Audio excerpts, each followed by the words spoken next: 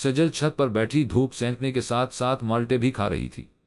दीवार के साथ टेक लाम गाफ अलिफ लित छहदी 3 आंखें मूंदे वो माल्टों से लुत्फ अंदोज हो रही थी। आहा, क्या ही माल्टे हैं, मजा आ गया। सजल ने पलिट से एक और पैस उठाना चाहा मगर हाथ में कुछ ना आया। उसने आंखें खोलकर पलिट देखी तो पलिट में एक भी माल्टा ना था। नजरें घुमाकर अपने आसपास देखा तो मोहद, रोमान और मारज मजे से उसके छेले गए माल्टे खा रहे थे। चोर कहें कि खुद के हाथ नहीं है क्या जो मुझसे छीन कर खा रहे हो तुम लोग। सजल ने मारज से माल्टा छीनने की कोशिश की तो उसने हाथ पीछे खसका लिया। दूसरों की पलिट से माल्टे उठाकर खाने का अपना ही मजा है। क्यों रोमान, ठीक कहा ना मैंने? मोहद की बात पर रोमान ने भी सर हिला दिया। लो खाओ मरो तुम लोग। सजल ने माल्टों की टोकरी उनकी तरफ की और उठ खड़ी हुई। वो साथ वाली छत पर देखने लगी जहां फफो और जारों भाई भी बैठे माल्टे ही खा रहे थे, जबकि सानिया उनसे कदरे दूर बैठी नील पॉलिश लिए अपने नाखूनों को सुनवार रही थी। फफो, मेरे लिए भी माल्टे रखिए, मैं आ रही हूं।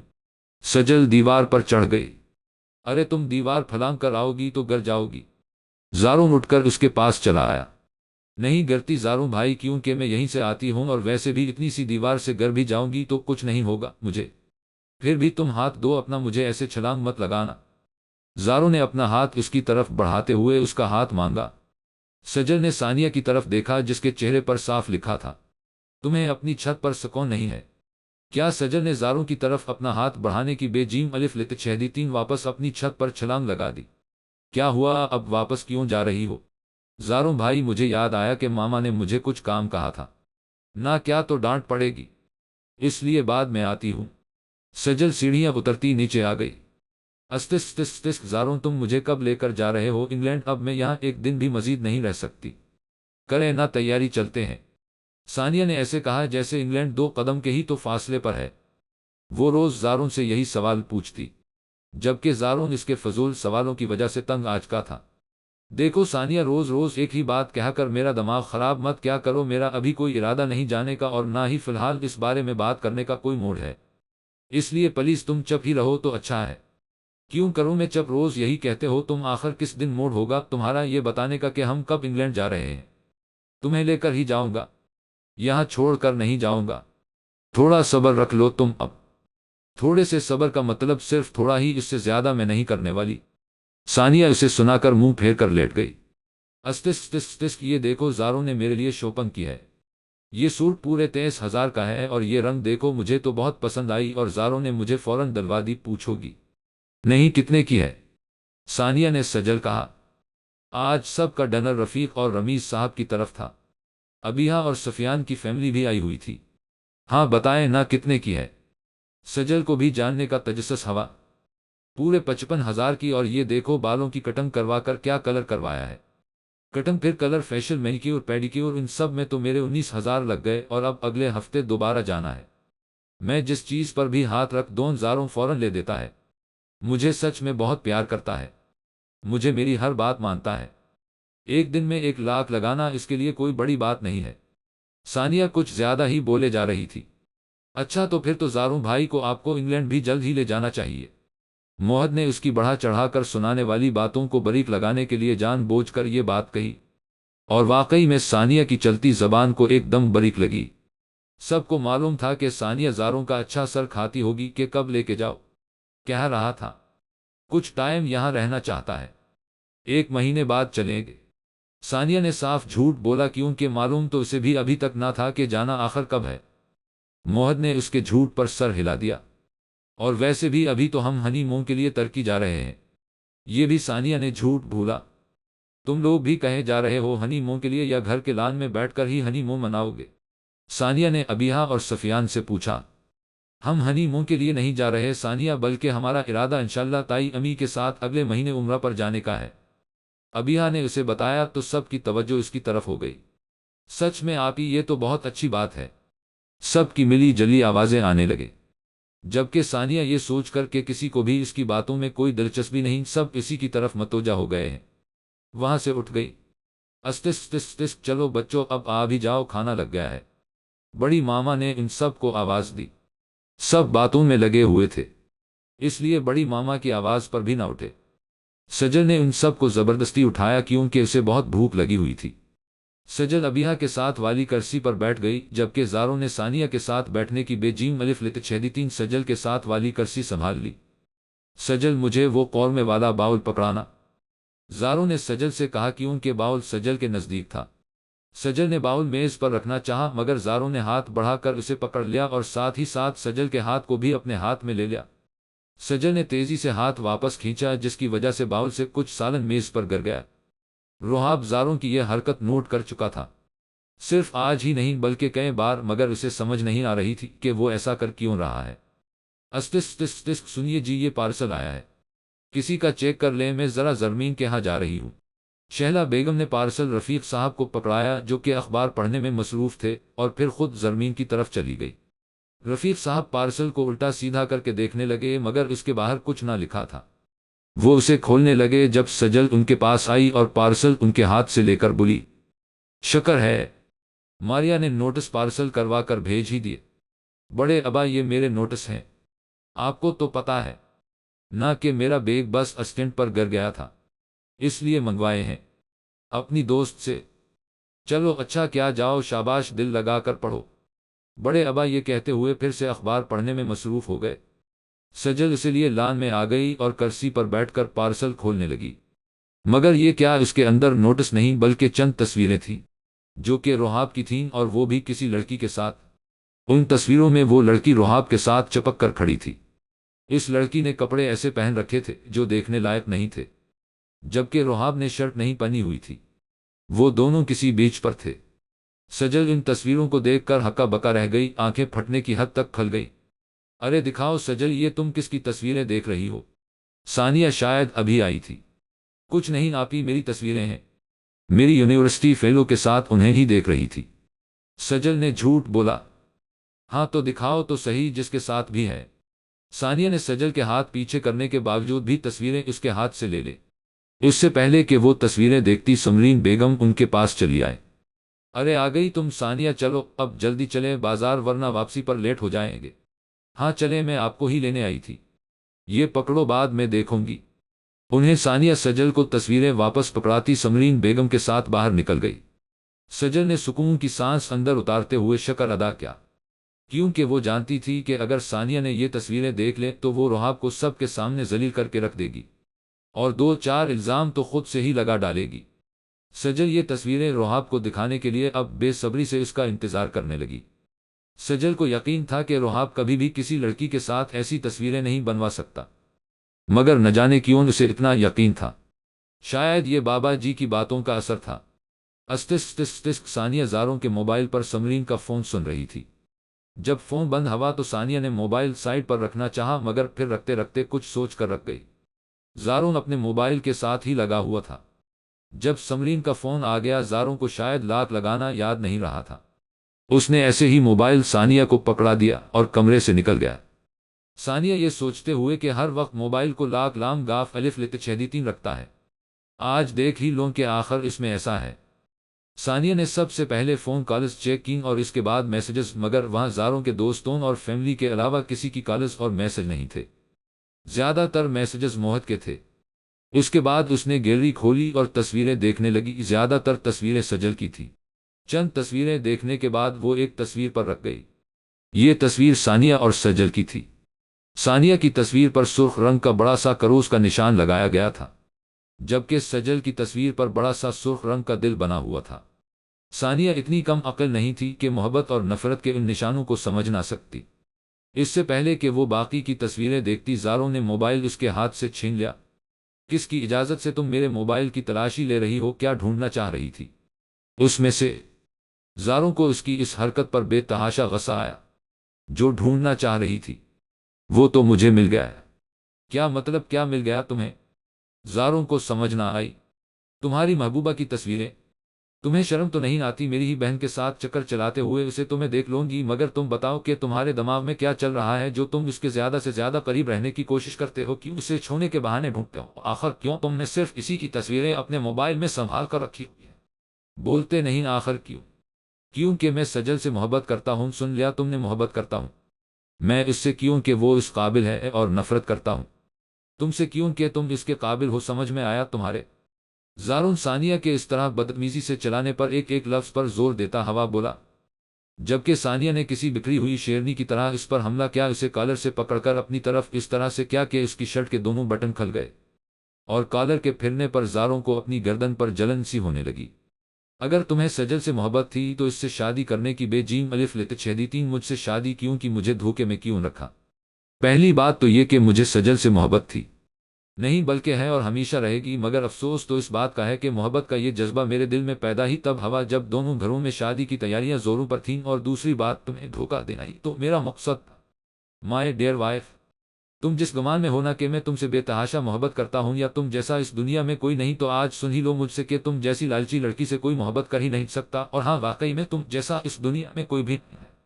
تم جیسی گھٹیا مکار اور لالچی لڑکی واقعی میں دنیا میں کہیں بھی نہیں۔ تم کہنا کیا چاہتے ہو آخر؟ ثانیہ کا بس نہیں چل رہا تھا کہ وہ اس کا منہ نوچ ڈالے۔ یاد ہے تمہیں وہ دن آج سے 5 سال پہلے جب میں نے تمہیں پرپوز کیا تھا اور تم نے بدلے میں کیسے مجھے ذلیل کر کے رکھ دیا تھا، کس بے دردی سے مجھے ٹھکرایا تھا؟ وہ وقت آج بھی مجھے یاد ہے، اور تمہارا کہا گیا ایک ایک لفظ ہر وقت میرے دماغ میں گردش کرتا رہتا ہے۔ یہی کہا تھا نہ تم نے کہ آخر ہے ہی کیا تمہارے پاس کماتے ہو نہیں، تم ایک بس خالی اچھی شکل ہی ہے تمہارے پاس، اور اگر میں اس شکل پر ہی مر گئی تو بعد میں روٹی کپڑے کو ہی ترستی رہوں گی، کیونکہ میرے جو خواب ہیں وہ تم کسی بھی صورت پورے نہیں کر سکتے۔ یہ عام سے کھانے کپڑے جو تم لوگوں کے لیے تو خاص ہیں مگر میری نظر میں کچھ بھی نہیں ہے، اور تم مجھے یہی دلا کر ساری زندگی احسان کرتے رہو گے۔ تم سے اچھا تو وہ رہاب ہے جو کہ انسپکٹر کے عہدے کے لیے چن لیا گیا ہے، اور اب دیکھنا کیسے ترقی کرتا ہے۔ اگر میں شادی کروں گی تو اس سے ہی کیا ہوا جو وہ مجھ سے محبت نہیں کرتا، تم دیکھنا بہت ہی جلد کرنے لگ جیم الف لت چھیدی گا، کیونکہ میں جس چیز کو اپنی طرف لانا چاہوں اور وہ نہ آئے، ایسا کبھی ہو ہی نہیں سکتا۔ جس دن کچھ بن جاؤ گے نہ، اس دن آنا میرے پاس ہونے ہے، جیب میں ایک آنا نہیں اور آیا ہے پرپوز کرنے۔ کیا تمسخر اڑایا تھا تم نے میرا؟ آج تک وہ باتیں میرے دل میں کسی شعلے کی طرح بھڑک رہی ہیں، ان کی تپش نے جلا کر رکھ کر دیا ہے میرے دل کو، مگر میں نے بھی سوچ لیا تھا کہ تم نے تو مجھے اپنائے بغیر ٹھکرایا ہے، نہ میں تمہیں اپنا کر ٹھکراؤں گا۔ تمہیں وہ سب آسائشیں دوں گا جن کے تم نے خواب دیکھے، اور پھر جب تم ان پر غرور کرنے لگ جاؤ تو ایک ساتھ سب چھین لوں گا۔ جس طرح تم نے مجھے رد کیا تمہیں بھی ویسے ہی رد کروں گا، ایسی مار ماروں گا کہ اٹھنے کے قابل نہیں رہو گی۔ تم جانتی ہو نا کہ میں نے آج تک اپنے مطلق ایک بات بھی برداشت نہیں کی، جب تک اینٹ کا جواب پتھر سے نہیں دے دیا میرے دل کو ٹھنڈ نہیں پڑی۔ تم ایک لالچی مکار اور بے حس لڑکی ہو، میرے دل میں تمہارے لیے عزت اور محبت رتی بھر بھی نہیں رہی۔ زارون بول نہیں رہا تھا بلکہ زہر اگل رہا تھا۔ اتنا بڑا دھوکہ دیا تم نے مجھے، اتنا بڑا کھیل رچایا میرے ساتھ، تمہیں تو میں چھوڑوں گی نہیں، گھٹیا انسان۔ ثانیہ پاگلوں کی طرح اس کا کالر پکڑے چلانے لگی، اور پھر سائڈ ٹیبل پر پڑا لیمپ اٹھا کر اس پر وار کرنے لگی، مگر زاروں نے مسکراتے ہوئے لیمپ اس کے ہاتھ سے لیا اور بولا، اب ملا نا مجھے سکون؟ بڑے خواب دیکھے تھے میرے ساتھ انگلینڈ جانے کے، تمہاری اطلاع کے لیے عرض ہے کہ میرا انگلینڈ میں کوئی ذاتی گھر نہیں ہے، بس ایک فلیٹ ہے جس میں رہتا ہوں۔ ویسے مجھے خواب معلوم تھا جب میں انگلینڈ چلا جاؤں گا تو تمہارے ارادے بدل جائیں گے، تم بچتاؤ گی مجھے ٹھکرا کر، اور تمہیں تو معلوم ہی نہیں کہ میں تمہیں پرپوز کرنے کے بعد بتانے ہی والا تھا کہ اسی مہینے میں انگلینڈ جا رہا ہوں، مگر نہیں، تم نے تو میری کوئی بات سنی ہی نہیں۔ اس کے بعد مجھے معلوم تھا کہ وہاں سے واپس آنے پر تمہیں دوبارہ پرپوز کروں گا تو تم انکار نہیں کرو گی بلکہ جھٹ سے ہاں کر دو گی، اور میری سوچ بالکل ٹھیک تھی۔ تم نے تو عیش پرستی کی خاطر رحاب کو بھی ٹھکرا دیا، اور اس کے رشتے سے انکار کر کے میری دولت کی چاک و چوبند دیکھ کر میری طرف آ گئی۔ ویسے کتنی کو ہوش ہے تمہیں پیسے کی، مجھے تو شرم آتی ہے تمہیں اپنی بیوی کہتے ہیں، مگر ہاں ایک بات تم میری کان کھول کر سن لو، میرا نام زارون ہے، اور زارون جب تک اپنی کی گئی بے عزتی کا بدلہ لے نہ لے چین سے نہیں بیٹھتا۔ تمہاری عیش کے دن اب ختم ثانیہ بی بی، کیونکہ بہت جلد میں تمہیں طلاق دینے والا ہوں، کیونکہ تم اس قابل ہی نہیں کہ میری کہلا سکو۔ پہلے تو میں نے سوچا تھا تمہیں طلاق دے دوں گا اور یہاں سے چلا جاؤں گا، مگر اب جب کہ سجل ہی سجل میرے دل و دماغ پر سوار ہے تو ایسا ہو سکتا ہے کیا کہ تمہیں چھوڑنے کے بعد اسے اپنا نہ بناؤ؟ تم ثانیہ بی بی اپنائے نہیں ٹھکرائے جانے کے قابل ہو۔ زاروں نے اسے اس کی اوقات یاد دلائی۔ ہاں ہاں تو دے دو مجھے طلاق، مجھے بھی کوئی شوق نہیں ہے تمہارے ساتھ رہنے کا، اور تم کیا مجھے طلاق دو گے؟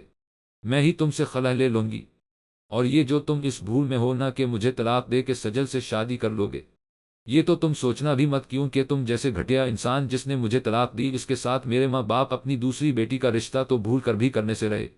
اور دوسری بات، سجل کی شادی روحاب کے ساتھ طے کی جانے والی ہے اور اس بات سے تم شاید بے خبر ہو۔ ثانیہ نے ہونٹوں پر تلخ مسکراہٹ لیے اسے ایسے بتایا جیسے اس کے تمام پلان پر پانی پھیرنے کی کوشش کی ہو۔ بے خبر نہیں بلکہ باخبر کہو، کیونکہ تم سے پہلے یہ بات میں ماما سے جان چکا ہوں کہ تمہارے گھر میں روحاب کا رشتہ سجل کے لیے مانگنے کی کھچڑی کتنے دنوں سے پک رہی ہے۔ مگر ڈیئر وائف، ایسا کبھی نہیں ہوگا، سجل کی شادی مجھ سے ہی ہوگی، یہ دیکھ لینا تم۔ اب جب کہ تم سب کچھ جان چکی ہو اور اس گھر میں صرف چند دن کی مہمان ہو تو ایسا کرو، یہ پکڑو میرا موبائل اور باقی کی تصویریں بھی آرام سے بیٹھ کر دیکھو۔ زاروں نے اسے موبائل تھمایا تو ثانیہ نے غصے سے اسے دیوار کے ساتھ دے مارا۔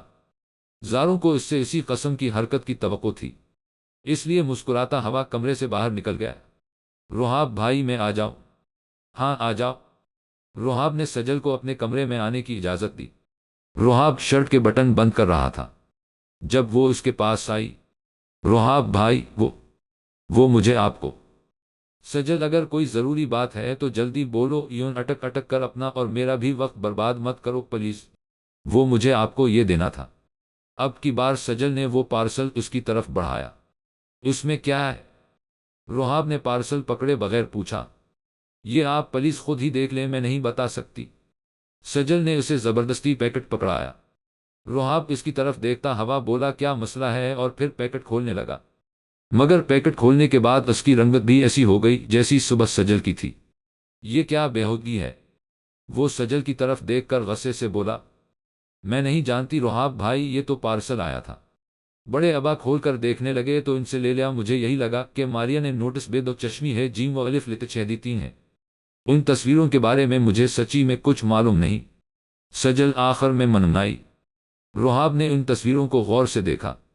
یہ وہی لڑکی تھی جو اس دن اس کے ساتھ سیلفی لینے آئی تھی، اور یہ تصویر بھی بالکل وہی تھی، بس پیچھے سے بیک گراؤنڈ چینج کر دیا گیا تھا اور ساتھ ہی ساتھ ان دونوں کا حلیہ بھی۔ روحاب تصویروں کو غصے سے مروڑتا ہوا بولا، ان تصویروں کو چاہے پھاڑو چاہے جلاؤ یا کچھ بھی کرو، مگر یہ دوبارہ مجھے یا گھر کے کسی بھی فرد کو کسی بھی صورت نظر نہ آئے۔ روحاب نے تصویریں سجل کو تھمائیں اور کمرے سے باہر نکل گیا۔ مگر آپ کہاں جا رہے ہیں؟ اس وقت روحاب بھائی سنے تو صحیح۔ سجل اس کے پیچھے دروازے تک آئی، مگر وہ اس کی آوازوں کو نظر انداز کرتا ہوا سیڑھیاں اتر چکا تھا۔ سجل بھی اس کے کہے پر عمل کرنے کے لیے ماچس لینے کچن میں چلی گئی۔ ثانیہ نے گھر میں شوشہ چھوڑ دیا تھا کہ زارون اسے طلاق دے رہا ہے۔ گھر کے بڑوں نے جب اس سے وجہ پوچھی تو اس نے بتایا کہ شادی کو ابھی 4 مہینے نہیں ہوئے اور وہ کہتا ہے کہ مجھے اولاد چاہیے۔ 4 مہینے ہی تو ہوئے ہیں، کوئی 4 سال تو نہیں ہو گئے، مگر وہ کہتا ہے کہ اگر مجھے خوشخبری نہ سنائی تو طلاق دے دوں گا۔ ثانیہ نے صفا چٹ جھوٹ ان کے سامنے بول کر سارا کا سارا الزام زاروں کے سر تھوپ دیا، اور ساتھ ہی ساتھ آنکھیں رگڑتے ہوئے رونے کا ناٹک بھی شروع کر دیا۔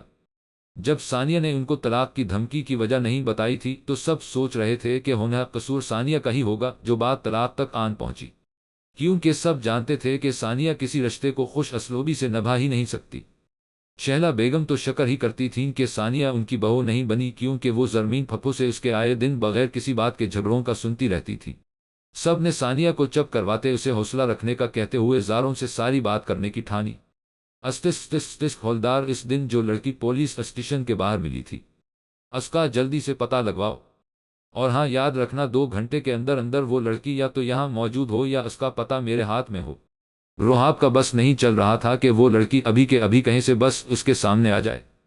جی انسپکٹر روحاب۔ ہولدار اس کے حکم کی تکمیل کرنے کے لیے باہر نکل گیا۔ زاروں بیٹا، یہ کیا بچپنا ہے؟ ابھی 4 مہینے تک نہیں ہوئے تم لوگوں کی شادی کو، اور تم نے ثانیہ کو خوشخبری نہ سنانے کی وجہ سے اسے طلاق کی دھمکیاں دینا شروع کر دی ہیں۔ اگر ایسا نہیں ہے تو وہ اللہ کی مرضی ہے، اس میں تم اس کو کیوں الزام دے رہے ہو؟ ابھی وقت ہی کتنا ہوا ہے تم لوگوں کی شادی کو۔ رمیز صاحب نے زاروں کو سمجھانا چاہا، جبکہ زارون ہکا بکا انہیں دیکھنے لگا کہ یہ آخر ثانیہ نے کون سی کھچڑی بنا کر انہیں کھلائی ہے۔ زاروں کو ایک دم تب چڑھ گئی، وہ یہ سوچتا ہوا کہ تمہیں تو میں کسی حال میں نہیں چھوڑوں گا۔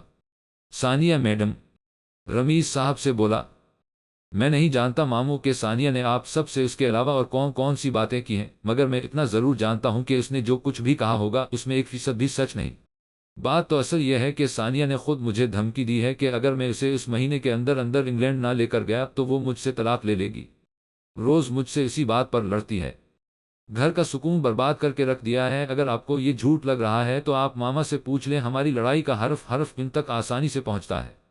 میں کتنی کوشش کرتا ہوں کہ ہماری لڑائی کو ہمارے کمرے تک ہی محدود رکھوں، مگر وہ رکھنے ہی نہیں دیتی۔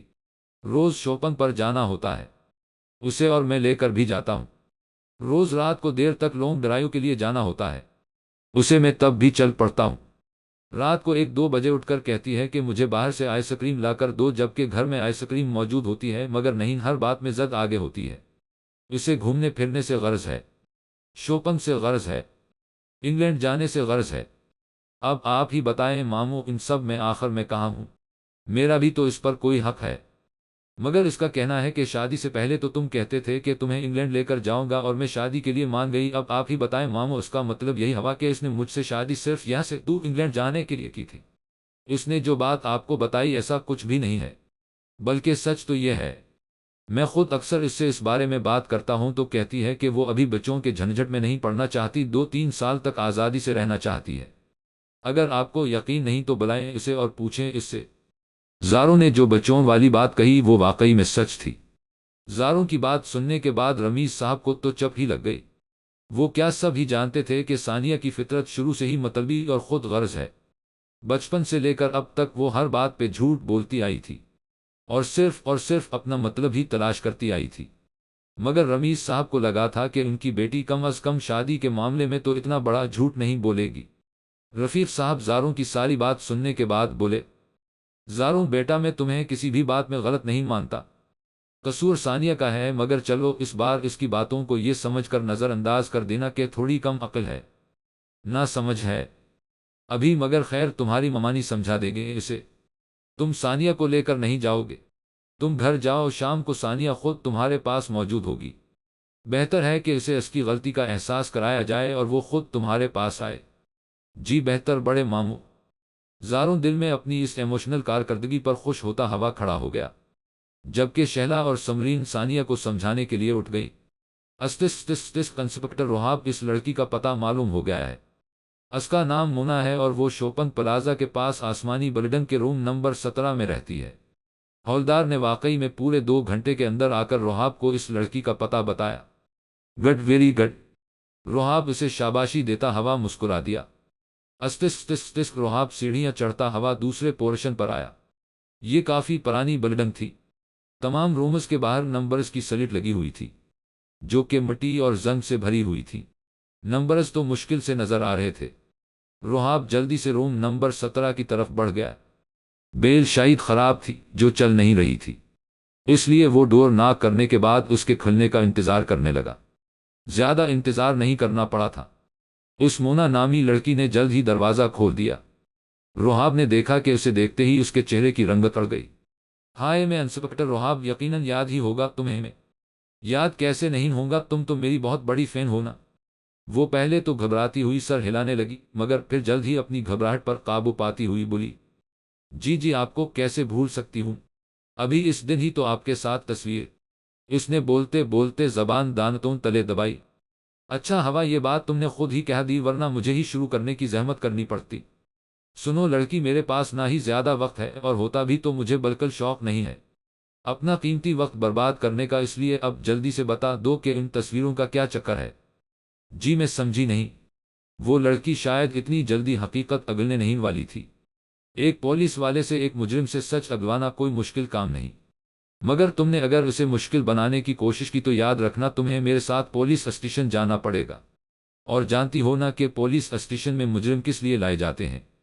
روحاب جو کہہ رہا تھا سچ ہی کہہ رہا تھا، کیونکہ اگر وہ لڑکی سچ بولنے میں کچھ دیر اور لگاتی تو وہ واقعی میں اسے پولیس اسٹیشن لے جانے میں دیر نہ لگاتا۔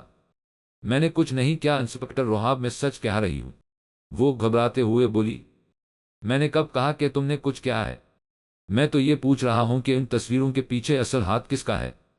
کون ہے آخر جسے میرے ہاتھوں مرنے کا کچھ زیادہ ہی شوق ہے؟ وہ لڑکی ادھر ادھر دیکھتے ہوئے ہاتھوں کی انگلیاں چٹکارنے لگی جیسے بھاگنا کا راستہ تلاش کر رہی ہو۔ روحاب اس کی ایک ایک حرکت نوٹ کر رہا تھا۔ پھر روحاب نے اچانک ہی پستول نکال لی۔ روحاب کا ارادہ گولی چلانے کا بالکل بھی نہیں تھا، ہاں مگر اسے ڈرانے کا ضرور تھا۔ کیونکہ وہ بتانے میں وقت بہت لگا رہی تھی اور روحاب کو اس انتظار سے سخت کوفت ہو رہی تھی۔ روحاب کے ہاتھ میں پستول دیکھ کر اس کی پوری آنکھیں کھل گئیں اور ساتھ ہی زبان بھی۔ یہ سب میں نے جان بوجھ کر نہیں کیا، بلکہ ایسا کرنے کو مجھے کسی نے بولا تھا اور اس کام کے پیسے بھی دیے تھے۔ میرا کام صرف آپ کے ساتھ تصویریں بنوانا تھا۔ ان تصویروں میں رد و بدل میں نے نہیں بلکہ انہوں نے کی ہے۔ کون ہے؟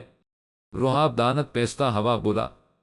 اس پر اس لڑکی نے اس ہستی کا نام بتا دیا جو روحاب کو سب کی نظروں میں گرانے کے چکر میں تھی، جبکہ روحاب کو وہ نام سن کر اپنے کانوں پر یقین نہ آیا۔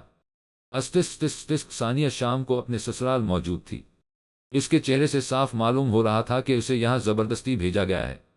شہلا اور سمرین نے پہلے تو اسے پیار سے سمجھایا، مگر جب وہ نہ سمجھی تو سمرین غصے سے بولے، جب تک تم کنواری تھی تب تک ہمارا تم پر زیادہ حق تھا، اور بچپن سے لے کر اب تک ہم تمہاری ضد اور من مانیوں کو مانتے آئے ہیں، مگر اب تم شادی شدہ ہو، ہم سے زیادہ تم پر اب تمہارے شوہر کا حق ہے۔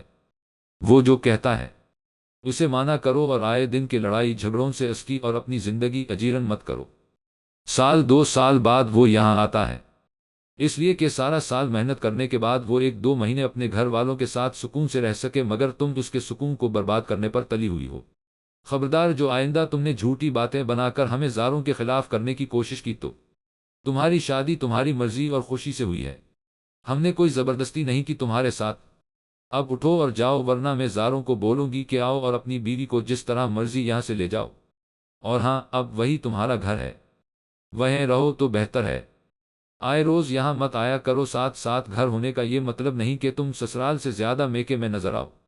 ثانیہ یہ سوچتی ہوئی کہ یعنی میرا جھوٹ پکڑا گیا، زارون اپنا کہا پورا کر کے ہی چھوڑے گا، وہاں سے پاؤں پٹکتی ہوئی کھڑی ہو گئی۔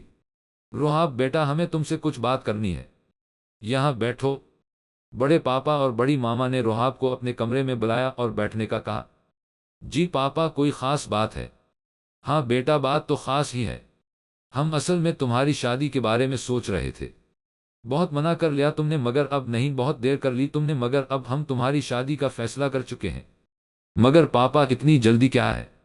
روحاب کو کوئی اور بہانہ نہ سوجھا تو جلدی کا بہانہ کیا ہو گیا ہے؟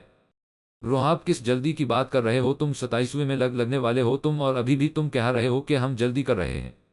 اب کی بار شہلا بیگم بولے، تمہاری ماما بالکل ٹھیک کہہ رہی ہیں، اب بتاؤ کیا کہتے ہو تم؟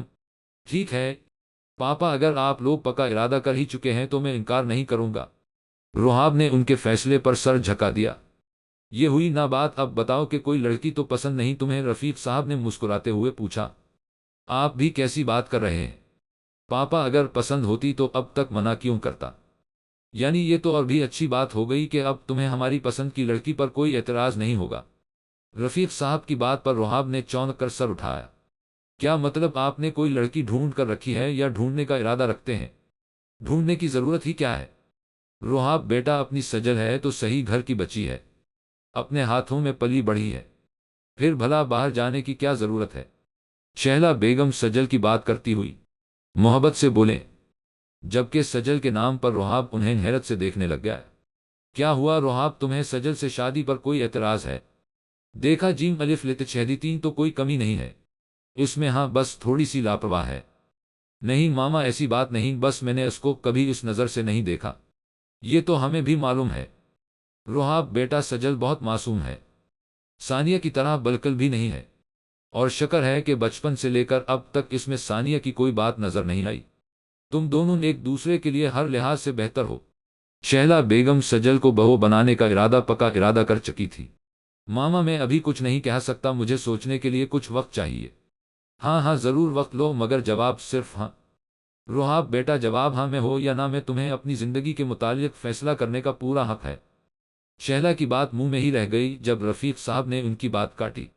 تم بہتر جانتے جو کہ تم سجل کے ساتھ خوش رہ سکتے ہو یا نہیں، اس کے ساتھ تمہارا گزارا ہو سکتا ہے یا نہیں، اس لیے تم آرام سے سوچ کر ہمیں جواب دینا۔ اب جاؤ، شاباش، اپنے کمرے میں آرام کرو، تھکے ہوئے ہوگے۔ رفیق صاحب کی بات پر روحاب سر ہلاتا ہوا کمرے سے نکل گیا۔ کیا روحاب بھائی؟ سجل کو یقین نہ آیا۔ ہاں اور نہیں تو کیا، ابھی کچھ دیر پہلے ہی اس بدتمیز موہت کی شکایت کرنے گئی تھی پاپا سے، تو انہیں روحاب بھائی سے تمہارے لیے بات کرتے سنا۔ مارج نے کچھ دیر پہلے ہونے والی گفتگو سے سجل کو آگاہ کیا۔ اچھا، تو پھر روحاب بھائی نے کیا کہا؟ سجل کو جاننے کی بے چینی ہوئی۔ انہوں نے کہا کہ میں ابھی کچھ نہیں کہہ سکتا، سوچ کر جواب دوں گا۔ اس بات پر سجل کا منہ بن گیا۔ وہ سوچنے لگی اگر انہوں نے سوچنے کے بعد انکار کر دیا تو، اور یہی بات مارج بھی اس سے کہنے لگی تو سجل بولی ہاں تو کر دے انکار، مجھے کیا۔ مگر اندر سے تو اس کی بھی خواہش تھی کہ اس رشتے کے متعلق رحاب کا انکار نہیں بلکہ اقرار ہو، اور وہ سوچے بیٹھی تھی کہ اگر ماما پاپا نے اس سے بات کی تو وہ فوراً ہاں کر دے گی۔ ویسے اب تو بس رحاب بھائی کے ہاں کرنے کی دیر ہے، پھر تو میرے تم سے تین رشتے بن جائیں گے، یعنی کزن اور دوست کے ساتھ ساتھ بھابھی کا بھی۔ مارج شرارت سے بولی اچھا اب بس کر دو، جو ہوگا دیکھا جیم الف لت چھیدی تین گا۔ سجل نے اسے چپ کروانا چاہا مگر وہ چپ نہ کی۔ کیا مطلب جو بھی ہوگا؟ مطلب انکار یا اقرار؟ سجل نے اسے سمجھایا۔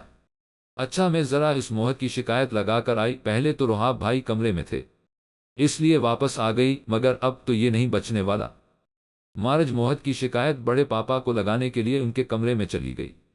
موہت نے اس کے بیگ سے نوٹس نکال کر انہیں پھاڑ کر رومان کے ساتھ مل کے ان کے جہاز بے نون الف لت چھیدی تین تھے اور پھر پورے لان میں ادھر سے ادھر اڑائے۔ مارج کو معلوم ہوا تو ان دونوں پر برس پڑی۔ موہت نے تو اپنے دونوں کان بند کر لیے، مگر رومان کو جب معلوم ہوا کہ جن کے جہاز بنا بنا کر وہ اڑا رہا تھا وہ دراصل مارج کے نوٹس تھے تو جلدی سے وہاں سے کھسک گیا۔ استس تم کیا چاہتے ہو مجھ سے؟ کمرے میں اس وقت دو نفوس موجود تھے، یعنی رحاب اور زارون۔ وہ دونوں ایک دوسرے کے سامنے بیٹھے ہوئے تھے۔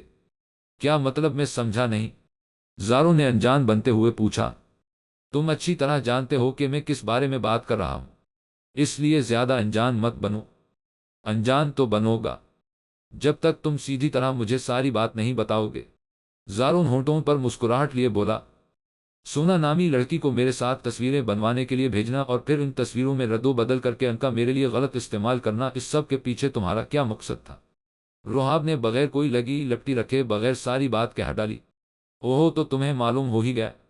ویسے میں جانتا تھا کہ انسپکٹر رحاب سے کوئی بات چھپی رہ ہی نہیں سکتی، اور لگتا ہے کہ وہ تصویریں گھر کے بڑوں کے ہاتھ نہیں لگے، نہیں تو اب تک گھر کی فضا اتنی پرسکون نہ ہوتی۔ میں یہاں تم سے گھر کی فضا کے متعلق بات کرنے نہیں آیا، بلکہ میں وہ وجہ جاننے آیا ہوں جس کو مد نظر رکھتے ہوئے تم نے بغیر کسی رشتے کا لحاظ رکھے بغیر یہ غلط کام کروایا۔ آخر کیا چاہتے ہو تم مجھ سے؟ اس وقت رحاب کو اس کی مسکراہٹ زہر لگ رہی تھی۔ تمہاری طرف سے انکار؟ کیا مطلب؟ رحاب کو سمجھ نہ آئی۔ تمہاری طرف سے سجل کے لیے انکار؟ سجل سے شادی سے منع کر دو، کیونکہ سجل صرف میری ہے اور میں اس کی شادی تم سے تو کیا کسی سے بھی نہیں ہونے دوں گا۔ کیا گھٹیا پن ہے؟ رحاب کو ایک دم غصہ آ گیا۔ ڈیئر کزن، یہ گھٹیا پن نہیں بلکہ محبت ہے۔ میں نے وہ تصویریں اس لیے بھیجے تاکہ گھر کے تمام افراد انہیں دیکھیں، اور پھر چھوٹے ماموں اور مامی تو کیا سجل بھی تم سے شادی کے لیے ہرگز راضی نہ ہو، مگر افسوس وہ تصویریں تمہارے ہاتھ لگ گئی۔ زاروں نے افسوس کیا؟ رحاب اس کی بات پر مسکرایا اور بولا سجل مجھ سے شادی کے لیے انکار نہیں کرے گی، کیونکہ تمہاری بے خبری کے لیے تمہیں بتاتا چلوں کہ وہ تصویریں میرے نہیں بلکہ سجل کے ہاتھ لگی تھیں، اور وہ انہیں کسی اور کے پاس لے جانے کی بے جیم الف لت چھیدی تین میرے پاس لے کر آئی تھی، اور پھر میرے کہنے پر ان تصویروں کو جلا بھی ڈالا۔ اس بات سے تم اندازہ لگا سکتے ہو کہ اسے مجھ پر کتنا یقین ہے، اور وہ مجھے کسی کی بھی نظروں میں گرانا نہیں چاہتی۔ بس یہی تو بات ہے۔ رحاب کے اس وقت قسمت تمہارے حق میں تھی، اور آگے بھی میرے حق میں ہی رہے گی۔ رحاب نے اس کی بات بیچ میں کاٹی۔ اور میں جان چکا ہوں کہ ثانیہ نے چاہے جھوٹ ہی بولا ہو کہ تم نے اسے طلاق کی دھمکی دی ہے، صرف چھوٹی سی بات پر، مگر اندر کی بات تو یہ ہے کہ تم واقعی میں اسے طلاق دینے کا ارادہ رکھتے ہو، اور اگر تو تم مرد ہو تو تم کبھی بھی ایسا مت کرنا۔ رحاب کی اس بات پر زاروں نے قہقہ لگایا اور بولا واہ میرے بھائی، کیا بات کہہ دی تم نے، آئی لائک اٹ۔ اور ہاں، اندر کی بات تو تم جانتے ہی نہیں۔ تم جانتے ہی نہیں کہ میں نے ثانیہ سے شادی صرف اپنی انا کو تسکین پہنچانے کے لیے کی تھی۔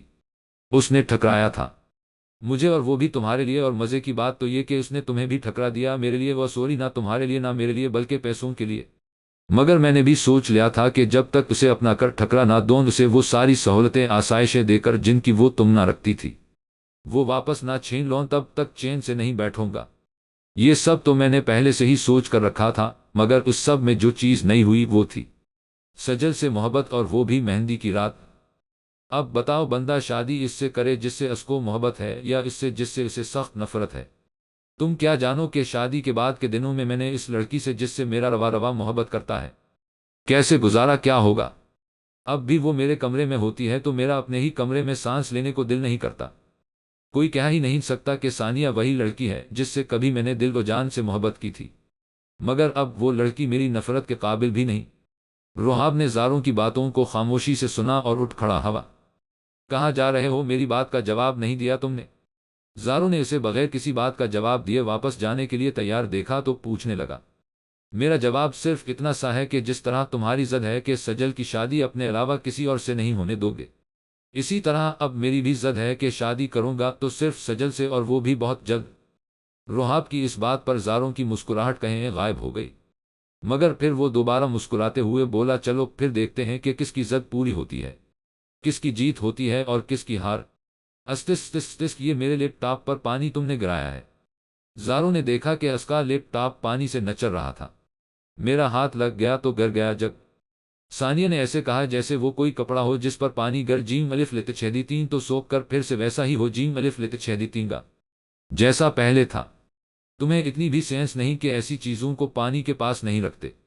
और फिर जब गिर गया था पानी तो क्या मुंह उठाकर देखती रही थी, लैपटॉप उठाकर पीछे नहीं कर सकती थी। ज़ारों इसकी कम अक्ली पर तब कर बोला, मैं क्यों उठाती, तुम्हारी नौकर हूं। हाँ, एक नौकर से बढ़कर मेरी नज़र में तुम्हारी कोई हैसियत है भी नहीं। क्या कहा तुमने? आखिर समझते क्या हो तुम खुद को? एक नंबर के धोखेबाज घटिया आदमी। सानिया को ज़ारों का इसे नौकर कहना तपा ही तो गया था। हाँ हूं मैं घटिया और धोखेबाज, मगर फिर भी मैं तुम्हारे लेवल तक नहीं पहुंच सकता। ये पकड़ो अपना सरहाना और निकलो मेरे कमरे से और जाकर जहां मर्जी सो। ज़ारों ने उसे उसका सरहाना थमाया और कमरे से निकल जाने का कहा। सानिया ने सरहाना गस्से से उसके मुंह पर मारा। मुझे भी कोई शौक नहीं है तुम जैसे घटिया इंसान के साथ एक ही बेड पर सोने का। सानिया ये कहती हुई कमरे से बाहर निकल गई। ज़ारों को सानिया की इस हरकत पर बहुत गुस्सा आया। उसने पाँव से जोर से कमरे का दरवाज़ा बंद किया और बेड पर बैठकर लैपटॉप को चेक करने लगा जिसका सानिया ने पानी गिराकर कोई हाल ना छोड़ा था। रुहाब ने सजल से शादी के लिए हाँ कर दी। जब ये बात सजल को मालूम हुई तो उसे यकीन ना आया। सजल, आप रुहाब भाई से शादी के लिए खुश तो हैं? सजल रुहाब के बारे में ही सोच रही थी जब अनाम ने उससे पूछा, मालूम नहीं। ये तो कोई जवाब ना हवा। ठीक से बताएं आप खुश हैं या नहीं? शायद हाँ, सजल ने कहा। आप ही शायद या पक्का? अनाम ने अब कदरे ऊंची आवाज में पूछा। सजल ने धीमी आवाज में जवाब दिया, ये हुई ना बात। वैसे मैं तो बहुत खुश हूं। रुहाब भाई मेरे जी जो बनने वाले हैं। आप दोनों की जोड़ी वैसे बहुत कमाल की लगेगी। हाँ, जैसे तुम्हारी और मोहत की। अनाम अपनी ही जोन में बोली जा रही थी जब सजल ने बीच में लकमा दिया। क्या कहा? मैंने कहा जैसे तुम्हारी और मोहत की। सजल ने मजे से दोबारा कहा। सजल, आप भी ना। अनाम शर्माती हुई वहां से उठ गए। वो सब लान में आंख मचोली खेल रहे थे। सजल की आंखों पर पट्टी बंधी हुई थी और वो सबको पकड़ने की नाकाम कोशिश कर रही थी। कभी दाएं तरफ से मोहत इसके बाजू पर चटकी काटता तो कभी बाएं तरफ से मार्ज। तुम दोनों बस एक दफा मेरे हाथ लग जाओ।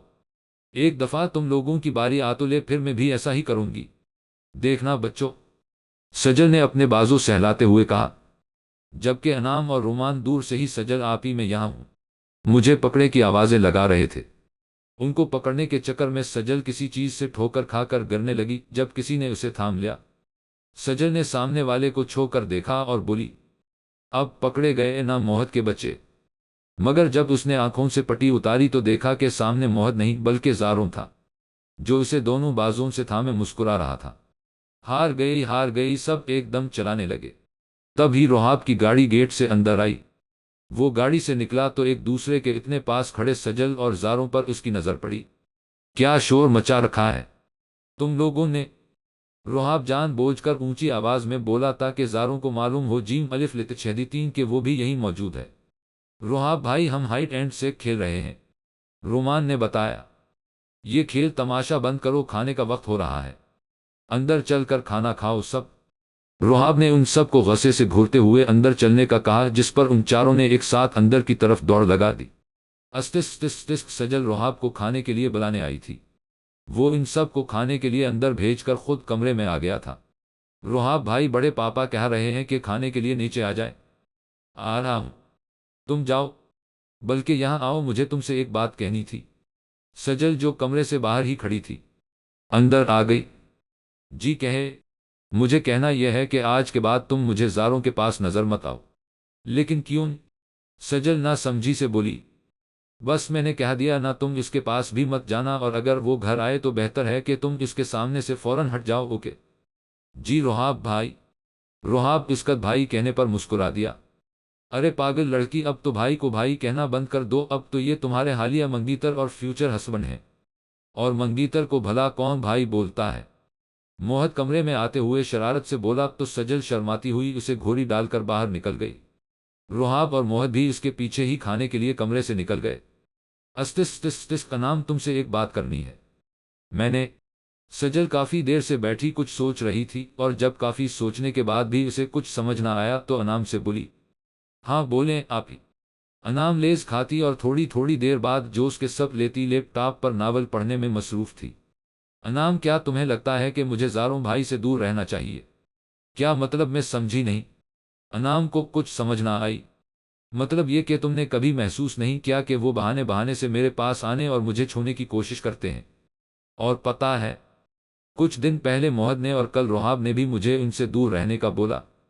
सजल ने उसे खलकर बात बताई तो अनाम भी सोच में पड़ गई और फिर बोली। सजल आप ही, मेरे ख्याल से वो ठीक ही कहते हैं। क्योंकि नोट तो मैंने भी बहुत दफ़ा किया है, लेकिन एक दो दफ़ा तो मैंने ये समझकर नज़रअंदाज कर दिया कि वो शायद एक कज़न की हैसियत से आपसे प्यार जताते हैं। मगर उसके बाद मैं अपनी सोचों को झटक नहीं सकी, क्योंकि उनकी नज़रें तो कुछ और ही कहती हैं। मुझे भी ऐसा ही लगता है, मगर मैं क्या करूं, दिल व दिमाग दोनों ही कुछ समझ नहीं पा रहे कि आखिर उनके दिमाग में चल क्या रहा है। छोड़े सजल आप ही, आप बस मोहद और रोहाब भाई के कहे पर अमल करें। दफा करें उन सोचों को और इधर आएं और मेरे साथ नावल पढ़ें, बहुत ज़बरदस्त है। अनाम ने लैपटॉप इसकी तरफ क्या। सजल भी इस बारे में ज्यादा सोचना नहीं चाहती थी, इसलिए अपने दिमाग को इन सोचों से परे रखने के लिए नावल पढ़ने लगी।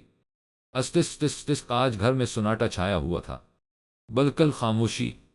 ऐसी खामोशी जो तूफान से पहले की होती है, मगर यहाँ तो तूफान आज का था। सानिया को तलाक हो चुकी थी, बल्कि ये कहना बेहतर है कि वो तलाक लेकर घर आ चुकी थी। घर के तमाम अफराद को चप लग गई थी। बोलते भी तो क्या, सानिया ने जो करना था वो तो कर चुकी। सानिया बोल बोल कर ज़ारों को जितनी हो सके इतनी बददाएं देकर चप कर चुकी थी। उसका कहना था कि उससे पहले कि वो मुझे तलाक देता मैं खुद लेकर आ गई। अरे कौन करता इस घटिया इंसान के साथ गुजारा। मेरी शादी इस शख्स के साथ करवा कर आप लोगों ने तो मेरी जिंदगी अजाब ही बना दी। मगर अब मैं देखती हूं कि मेरे जीते जी इसकी शादी कैसे होती है। मेरी जिंदगी अजीरन की है ना, अब इसकी भी होगी। घर के तमाम लोग सानिया को ही कसूरवार मानते थे, और उसका कसूर था भी। ज़ारों अगर अनापरस्त था तो वो इससे दो हाथ आगे थी। तलाक नाम का धब्बा खुद पर लगवाना शायद उसके लिए कोई बड़ी बात ना हो, मगर घर के बड़ों के लिए ये लफ्ज़ भी क़यामत से कम ना था। उनके लिए यह तकलीफ कोई कम ना थी कि उनकी बेटी अपनी ज़द और अना की खातिर तलाक लेकर घर आ बैठी है, और अपने इस फेल पर ज़रा भी शर्मिंदा नहीं है। उन सब ने उससे सख्त नाराज़गी कर ली। समरीन बेगम तो उसे कोस कोस कर अपना सर थाम कर बैठ गई थी। पता नहीं हमारी तरबियत में कहाँ कमी रह गई थी, जो हमें इसके जैसी औलाद मिली जिसे इतना भी एहसास नहीं कि मेरे इस फेल से मेरे माँ बाप को कितनी तकलीफ पहुंचेगी। रमीज साहब समरीन से ये कहते हुए उन्हें लेकर कमरे में चले गए। शहला बेगम और रफ़ीक साहब भी उनको तसल्ली देने के लिए उनके पास चले गए। अस्तिस सजल डरती हुई कमरे में दाखिल हुई कि कहीं उसे देखते ही सानिया शुरू ना हो जीम अलिफ लित छेदीतीन, और हवा भी ऐसा ही। सानिया उसे देखते ही बेड से उठ खड़ी हुई और उसके पास आती हुई चलाई। क्यों आई हो तुम यहाँ? सजल एकदम घबरा गई। वो मैं अपना सामान लेने आई थी। क्योंकि अब तो आप ही इस कमरे में रहेगी। सजल को कोई और बहाना ना सोझा तो ऐसा बोल दिया, जबकि वो सानिया से इसका दक बांटने आई थी। हालांकि सब उसकी इतनी बड़ी गलती की वजह से इससे बात तक करने को तैयार ना थे, मगर सजल फिर भी चली आई। ये कमरे दोबारा मेरा सिर्फ तुम्हारी वजह से हवा है, सिर्फ और सिर्फ तुम्हारी वजह से, समझी तुम? मेरी वजह से? मगर मैंने क्या क्या ऐसा? सजल को समझ ना आई कि सानिया ने ऐसा क्यों कहा। क्योंकि तुम ही वो लड़की हो जिसकी वजह से ज़ारों ने मुझे ठकरा दिया। तुम ही हो फसाद की जड़, तुम ही हो मेरी तलाक की वजह, तुम ही हो कसूरवार। तुम मेरी खुशियों को चाट गई हो, तुमने की मेरी जिंदगी अजाब। सिर्फ तुम्हारी वजह से उसने मुझे बीवी का दर्जा देने से इनकार कर दिया। अगर आज मैं यहाँ तलाक लेकर बैठी हूं तो इसकी वजह सिर्फ और सिर्फ तुम हो। निकल जाओ, मेरे कमरे से जाओ और जाकर खुशियां मनाओ। جاؤ اپنے اس عاشق کے پاس جو شاید تمہارے ہی انتظار میں بیٹھا ہوا ہے، اگر وہ تم پر مرتا ہے تو تمہیں بھی کوئی کم شوق نہیں اس کے آس پاس مٹکنے کا۔ جاؤ نا، اب تو راستہ بھی صاف ہے، اب کھڑی کیوں ہو، نکلو، دفع ہو جاؤ میرے کمرے سے۔ ثانیہ پاگلوں کی طرح چلائی، جبکہ سجل تو ایسے تھی کہ کاٹو تو بدن میں خون نہیں۔ وہ مرے مرے قدم اٹھاتی دیوار کا سہارا لیتی ہوئی کمرے سے باہر نکل آئی۔ استس تس تس زارون سگریٹ جلائے ہونٹوں پر فاتحانہ مسکراہٹ لیے راکن چیئر پر جھول رہا تھا۔ کتنی بے وقوف ہو تم ثانیہ، میرا راستہ اتنی آسانی سے صاف کر دیا، خود ہی ہٹ گئی میرے راستے سے۔ چلو کوئی ایک کام تو تم نے میری پسند کا کیا۔ تھینک یو سو مچ۔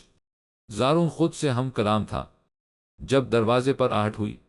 آؤ سجل آؤ میری جان، تمہارا ہی انتظار تھا۔ زارون جانتا تھا کہ ثانیہ اپنے پیٹ میں کوئی بات رکھنے نہیں والی، اپنے اندر جلتی آگ کے گولے سجل پر ضرور برسائے گی، تمام قصور سجل پر تھوپ دے گی، مگر اسے طلاق کی دوسری بڑی وجہ نہیں بیتے الف لتچہدیتیں گی جس کی قصوروار صرف اور صرف وہ خود ہے۔ سجل چلتی ہوئی اس کے سامنے آئی اور اس کے ہاتھ سے سگریٹ لے کر اپنی ہتھیلی پر رکھ کر مٹھی بند کر لی۔ سجل یہ کیا کر رہی ہو؟ زارون نے اس کی مٹھی کھولنے کی کوشش کی مگر وہ اس سے دور ہٹ گئی۔ میری وجہ سے کیا نہ آپ نے یہ سب مجھے پانے کے لیے دی نا ثانی آپ ہی کو طلاق، مگر آپ یہ بھول جائیں زارون صاحب کہ میں آپ کی کبھی بنوں گی، مجھے پانے کے لیے کیا نہ یہ سب، جب میں ہی نہیں رہوں گی تو مجھے اپنائے گے۔ سجل یہ کہتے ہوئے ادھر ادھر دیکھنے لگی، تب ہی اس کی نظر سائڈ ٹیبل پر آدھ کٹے سیب کی پلیٹ میں پڑی چھڑی پر پڑی۔ اس نے ایک سیکنڈ کی بھی دیر کے بغیر چھڑ چھوٹی یہ اپنے ہاتھ میں لے لی اور اپنے بازو پر کٹ لگا لیا۔ کٹ زیادہ گہرا نہیں لگا تھا، اس لیے سجل نے دوبارہ ایسا ہی کرنے کی کوشش کی۔ اس سے پہلے کہ وہ دوبارہ چھڑی چلاتی زاروں نے چھڑی اس کے ہاتھ سے لے کر زور سے زمین پر پھینکی۔ چھڑی پھسلتی ہوئی بیڈ کے نیچے چلی گئی۔ یہ کیا کر رہی ہو تم، دماغ تو خراب نہیں ہو گیا تمہارا؟ زاروں نے اسے کندھوں سے پکڑ کر جھنجھوڑا۔ ہاں ہو گیا ہے، دماغ خراب ہو گئی ہوں میں، پاگل۔ سجل نے دھکا دے کر اسے خود سے دور کیا۔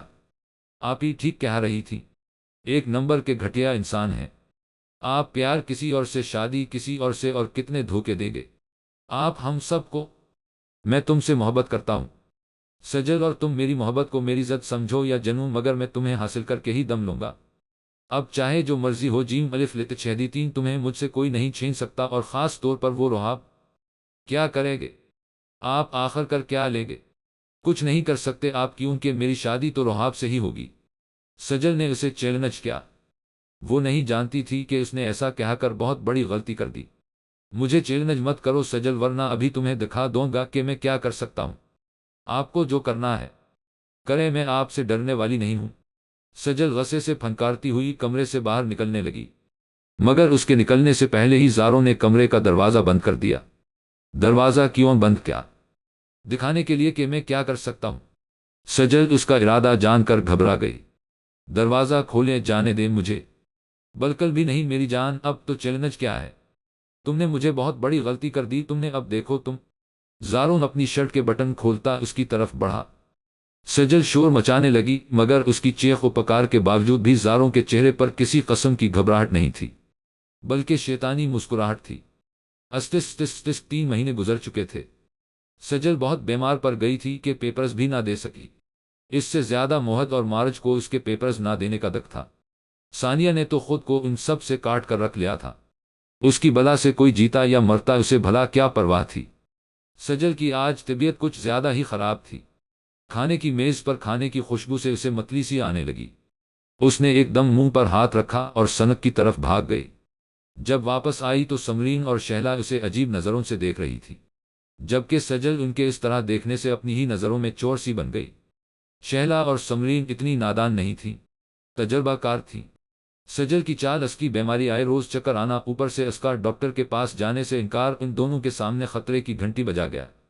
ابھی بھی سجل چکر آنے کی وجہ سے پاس کھڑے موہد کے ساتھ جا لگی۔ موہد نے اسے جلدی سے تھام لیا۔ استس تس تس، اب تمہیں میرا بننے سے کوئی نہیں روک سکتا سجل۔ جب سب کو تمہاری پریگننسی کے بارے میں معلوم ہوگا تو تمہارے نہ چاہنے کے باوجود بھی سب تمہیں میرے سپرد کر دیں گے۔ آخر کرنا ہی پڑے گا، کیونکہ تمہیں میرے علاوہ اب الف پہ نون الف لتچہدیتیں گا ہی کون؟ رحاب تو تم سے نفرت کرنے لگے گا۔ بڑا کہتا تھا نہ کہ سجل کو مجھ پر بہت یقین ہے، اب دیکھوں گا کہ اسے آخر سجل پر کتنا یقین ہے۔ 1 منٹ نہیں لگائے گا وہ تمہیں ٹھکرانے میں سجل، سب تمہیں چھوڑ دے گے۔ تب کون الف پہ نون الف لت چھیدیتیں گا؟ میں صرف اور صرف میں۔ مجھے معاف کر دینا سجل، مجھے ایسا کرنا ہی پڑا کیونکہ میرے پاس اور کوئی راستہ ہی نہیں تھا۔ تمہارے چیلنج اور رہاب کی زد نے مجھے ایسا کرنے پر مجبور کر دیا، مگر تم فکر مت کرنا، کوئی ہو یا نہ ہو میں ہمیشہ رہوں گا تمہارے ساتھ۔ زارون سجل کی تصویر سے بات کرتا خود کو خوش کرنے کی کوشش کر رہا تھا۔ سجل کو جب ہوش آیا تو کمرے میں سوائے ثانیہ کے اور کوئی موجود نہ تھا۔ ثانیہ اس کی طرف دیکھ کر مسکرا رہی تھی۔ اٹھ گئی تم؟ پتہ ہے کب سے تمہارے ہوش میں آنے کا انتظار کر رہی تھی، صرف میں ہی نہیں بلکہ پورے گھر والے۔ لیکن کیوں؟ سجل نے پوچھا۔ یہ تو جب تم نیچے چلو گی تو تمہیں معلوم ہو ہی، جیم الف لت چھیدیتیں گا۔ اب اٹھو بھی جلدی سے۔ سجل اٹھی اور چھوٹے چھوٹے قدم اٹھاتی کمرے سے باہر نکل گئی۔ ثانیہ بھی اس کے پیچھے ہی باہر نکل آئی۔ سب لاؤنج میں خاموش بیٹھے تھے۔ سمرین اسے دیکھتے ہی اس کی طرف چلی آئے۔ قہر آلودہ نظروں سے سجل کو دیکھتے ہوئے انہوں نے زبان کے ساتھ ساتھ ہاتھ بھی چلانا شروع کر دیے۔ ایک کے بعد ایک تھپڑ، سجل خود کو سنبھال نہ پائی اور زمین پر جا گری۔ سمرین بھی اس کے پاس ہی زمین پر بیٹھ گئی اور اسے دونوں ہاتھوں سے پیٹنا شروع کر دیا۔ بول، کہاں منہ کالا کر کے آئی ہو؟ کہاں نکال کر آئی ہو اپنے ماں باپ کی عزت کا جنازہ؟ کون ہے وہ بے غیرت جس کے ساتھ منہ کالا کر کے آئی ہو؟ بے غیرت، تمہیں ذرا بھی شرم نہ آئی؟ یہ سب کرتے ہوئے ہماری عزت کا ذرا بھی خیال نہ آیا تمہیں اس وقت؟ بولو، بولتی کیوں نہیں؟ کس کا بچہ ہے یہ؟ کون ہے وہ؟ جواب کیوں نہیں دیتی؟ بولو بھی۔ یہ بچہ کسی اور کا نہیں بلکہ میرا ہے۔ اس آواز پر سب نے نظریں گھما کر دروازے کے بیچ و بیچ کھڑے شخص کی طرف دیکھا۔ سب کی آنکھیں پھٹی کی پھٹی رہ گئی، کیونکہ دروازے پر کوئی اور نہیں بلکہ رہاب تھا۔ سب رہاب کو اس طرح دیکھ رہے تھے جیسے پہلی دفعہ دیکھ رہے ہوں۔ رہاب تیز قدم اٹھاتا سجل کے پاس آیا، جھک کر دونوں کندھوں سے اسے تھام کر اپنے ساتھ کھڑا کیا اور بولا، بس کر دے چھوٹی ماما، اب ایک اور دفعہ بھی آپ سجل پر ہاتھ نہیں اٹھائیں گے، کیونکہ اس میں سجل کا کوئی قصور نہیں ہے۔ سجل نے قصور ہے، جو کچھ بھی ہوا وہ میری غلطی تھی، میں ہی اپنے ہوش و حواس میں نہیں تھا۔ میں جانتا ہوں کہ میں نے بہت بڑا گناہ کیا ہے، مگر اس گناہ کی سزا سجل کو کیوں ملے؟ اسے تو ویسے بھی میرے یہ سب کرنے کی وجہ سے سزا مل ہی رہی ہے۔ اگر آپ کو ہاتھ اٹھانا ہے تو مجھ پر اٹھائیں، جان سے مارنا ہے تو مجھے ماریں، مگر اب ایک اور خراش نہیں سجل کو مت آئے۔ دیکھیں اس کی طرف اور بتائیں کہ آپ سب میں سے کسی ایک کو بھی ایسا لگتا ہے کہ سجل کبھی ایسا کر سکتی ہے؟ آپ کی تربیت اس کو یہ سب کرنے کی اجازت کبھی نہیں دیتی جو وہ اتنا بڑا قدم اٹھائی ہے۔ اس نے تو کبھی ایسا سوچا تک؟ رہاب کی بات منہ میں ہی رہ گئی جب بڑے پاپا نے ایک زوردار تھپڑ اس کے گال پر رسید کیا۔ اس کی تربیت اسے اس چیز کی اجازت کبھی نہیں دیتی، یہ تو مان لیا، مگر ہماری تربیت نے تمہیں اس چیز کی اجازت کب سے دے دی؟ وہ قصوروار نہیں ہے، یہ بھی مان لیا، مگر تم قصوروار کیوں ہو؟ تم نے آخر ایسا کیوں کیا؟ آخر کیا بھر گیا تھا تمہارے دماغ میں؟ تو ساری صد بدھ کھو بیٹھے تھے، کہاں بیچ آئے تھے اپنی غیرت؟ جواب دو مجھے، آخر چپ کیوں ہو؟ شرم آ رہی ہے مجھے پولیس کی وردی میں کھڑے اپنے اس بیٹے پر ہاتھ اٹھاتے ہوئے جس پر صرف مجھے بھی نہیں بلکہ سب کو ناز تھا، مگر تم نے تو اپنی وردی کی لاج بھی نہ رکھی، ذرا شرم نہ آئی تمہیں؟ کیا قصور تھا اس معصوم بچی کا جو اس پر زندگی بھر کے لیے اتنا بڑا داغ لگا دیا؟ بڑے پاپا نے سجل کی طرف اشارہ کرتے ہوئے کہا، جو حیرت اور بے یقینی کا پتلا نہیں بس رہاب کو ہی دیکھ جا رہی تھی کہ آخر کیا سوچ کر اس نے اتنا بڑا الزام خود پر لے لیا۔ بس یہی تو غلطی ہو گئی مجھ سے اور میں اس پر شرمندہ بھی ہوں۔ رہاب نے سر اور نظریں دونوں جھکا لیں۔ مت کہو مجھے پاپا نہیں ہوں، میں تمہارا باپ، میرا بیٹا تم جیسا ہو ہی نہیں سکتا، اور تمہارے شرمندہ ہونے سے کیا ہوگا؟ سب کچھ پہلے جیسا تو نہیں ہو؟ جیم الف لت چھیدیتیں گا۔ تم نے تو مجھے سمرین اور رمیز کے سامنے نظریں اٹھانے کے قابل نہیں چھوڑا۔ تم میرے بیٹے تو بالکل نہیں ہو سکتے، چلے جاؤ یہاں سے، چلے جاؤ میری نظروں سے دور، اس سے پہلے کہ مجھے کچھ ہو۔ جیم الف لت چھیدیتیں۔ رہاب نے ایک نظر ان کی طرف دیکھا، سردی میں بھی ان کا چہرہ پسینے سے نچر رہا تھا۔ رہاب کو انہیں اس حالت میں دیکھ کر دلی افسوس ہوا، مگر ابھی وہ مزید کچھ بھی کہہ کر انہیں اور پریشان نہیں کرنا چاہتا تھا، اس لیے سجل کا ہاتھ تھامتا ہوا اس لیے سیڑھیاں چڑھ گیا۔ استس آپ نے ایسا کیوں کیا رہاب؟ آپ نے اتنا بڑا الزام اپنے سر کیوں لے لیا، جبکہ سراسر قصور میرا ہے؟ ساری غلطی میری ہے، قصور تو تمہارا بھی نہیں ہے سجل۔ ہاں، مگر غلطی ضرور تمہاری ہے جو تم نے زاروں کے پاس جا کر کی ہے۔ منع کیا تھا نہ میں نے تمہیں، پھر کیوں گئی اس درندے کے پاس؟ اس گھٹیا آدمی کو تو میرا دل کر رہا ہے اسی وقت شوٹ کر دوں، اور تم دیکھنا اب میں اس کا کیا حشر کروں گا۔ میں بھی انسپکٹر روحاب ہوں۔ جب تک اسے جیل کی سلاخوں کے پیچھے تڑپا تڑپا کر نہ مارا تب تک سکون سے نہیں بیٹھنے والا۔ مگر آپ کو کیسے پتا روحاب کے اس سب کے قصوروار وہ ہیں؟ سجل کو ایک دم خیال آیا تو پوچھا۔ مجھے بھی اس حقیقت کا پتہ آج ہی چلا، اور بتانے والا کوئی اور نہیں بلکہ خود زارون ہے۔ مگر وہ آپ کو کیوں بتائیں گے یہ سب؟ تم کچھ نہیں جانتی سجل، میں سب جانتی ہوں کہ وہ مجھ سے جھوٹی محبت کے دعویدار ہیں، اور میری شادی آپ سے تو کیا کسی سے بھی نہیں ہونے دینا چاہتے۔ سجل نے اسے بتاتا مگر وہ یہ بات پہلے ہی جانتا تھا، اس لیے بولا۔ وہ اچھی طرح جانتا تھا کہ میں ایسا کبھی نہیں ہونے دوں گا، اس لیے اس نے یہ راستہ اختیار کیا۔ مگر وہ مجھے ابھی ٹھیک سے جان نہیں پایا کہ وہ چاہے کچھ بھی کر لے تمہیں مجھ سے چھین نہیں سکتا۔ روحاب کی اس بات پر سجل نے چونک کر اسے دیکھا۔ پہلے تو تم صرف میری ضد تھی، مگر اب میرا جنوں ہو۔ وہ تمہیں جتنا بھی مجھ سے دور کرنے کی کوشش کرے گا، میں اتنا ہی تمہارے پاس آؤں گا۔ سجل کو یقین نہ آیا کہ روحاب کے لیے وہ اس کا جنوں بن چکی ہے۔ میں پہلے آپ کی ضد تھی اور اب جنوں، مگر شاید محبت نہیں، سجل مایوسی سے بولی۔ روحاب اس کی بات پر مسکرا دیا اور بولا، ارے پاگل، جنون ہی تو محبت کی انتہا ہے، اور میرے لیے تو تم محبت سے بھی بڑھ کر ہو۔ اب چاہے کوئی کچھ بھی سوچے یا کچھ بھی سمجھے، میں تمہیں اپنا کر ہی رہوں گا۔ روحاب نے سجل کی بڑی بڑی جھیل جیسی بتی آنکھوں سے آنسو صاف کے اور انہیں چوم لیا۔ لیکن روحاب، آپ مجھے اس بچے کے ساتھ اتنی آسانی سے اپنا لیں گے؟ دیکھو سجل، اس سب میں اس آنے والی ننھی سی جان جا کیا قصور بھلا جو میں تمہیں اپنانے سے انکار کر دوں؟ اور نہ ہی تمہارا کوئی قصور ہے، کوئی ہو یا نہ ہو، مگر میں ہوں تمہارے ساتھ سجل، اور وہ بھی ہمیشہ کے لیے۔ کوئی تمہارے بے قصور ہونے کے بعد بھی اگر تم پر ہاتھ الف تے دو چشمی ہے الف لت چھیدی تین، اس کا سامنا میں خود ہی کر لوں گا۔ سجل، تمہیں یاد ہے وہ رات جب بادل گرجنے کی وجہ سے تم میرے سینے سے آل گئی تھی اور کہہ رہی تھی کہ تمہیں بہت ڈر لگ رہا ہے؟ تو میرا دل کیا کہ کہا دون کہ جب میں ہوں تمہارے پاس تو تمہیں ڈرنے کی بھلا کیا ضرورت ہے؟ مگر اس وقت تمہارا یہ اکڑو خان اپنی اکڑ میں ہی رہا اور کچھ نہ بولا۔ اور ہاں، تمہارے وہ خوابوں کی تعبیر بتانے والے بابا جی بھی بالکل ٹھیک ہی کہہ رہے تھے۔ وہ جو تمہارے لیے بنا ہے، جو تمہیں ہر خطرے اور مشکل سے نکالے گا، وہ کوئی اور نہیں بلکہ میں ہی ہوں، تمہارا ہم سفر۔ میرا مطلب ہے کہ ہونے والا ہم سفر۔ ایک منٹ، یہ سب آپ کو کیسے پتا؟ مطلب یہ بابا جی والی بات؟ سجل کو اچھے سے یاد تھا کہ یہ بات اس کے علاوہ صرف ابیہا اور مارج کو ہی معلوم تھی۔ مجھے مارج نے بتایا، مگر مجھے معاف کرنا سجل، میں تمہیں اس درندے سے نہیں بچا سکا۔ اگر مجھے معلوم ہوتا تو میں کبھی بھی تمہیں اس کے پاس نہ جانے دیتا۔ لیکن روحاب، اب ہوگا کیا؟ سب تو آپ کو ہی قصوروار سمجھ رہے ہیں۔ سجل کو اس کی فکر ہوئی۔ تم میری فکر مت کرو سجل، صرف چند دنوں کی بات ہے، پھر سارا سچ کھل کر سب کے سامنے عجیم الف لت چھیدی تین گا۔ اگر میں ابھی سب کو سچ بتا دیتا تو صرف تماشا لگتا اور سب زاروں کے ساتھ تمہارا نکاح پڑھوا دیتے، جو مجھے کسی صورت منظور نہیں۔ ایک دفعہ بس تمہیں اپنا بنا لوں، اس کے بعد اس زاروں کی خیر نہیں، اس کا تو میں ایسا حال کروں گا کہ زندگی بھر نہیں بھولے گا۔ فی الحال میرے لیے سب سے ضروری کام تمہیں قانونی طور پر اپنا بنانا ہے، جو کہ میں جلد ہی کرنے والا ہوں۔ اگلے دن بغیر کسی سجاوٹ اور شور شرابے کے خاموشی سے سجل اور روحاب کا نکاح پڑھوا دیا گیا۔ سجل کی آنکھوں میں آنسو آ گئے۔ اس نے کبھی نہیں سوچا تھا کہ اس کا نکاح روحاب کے ساتھ ان حالات میں کروایا، جیم الف لت چھیدی تین گا۔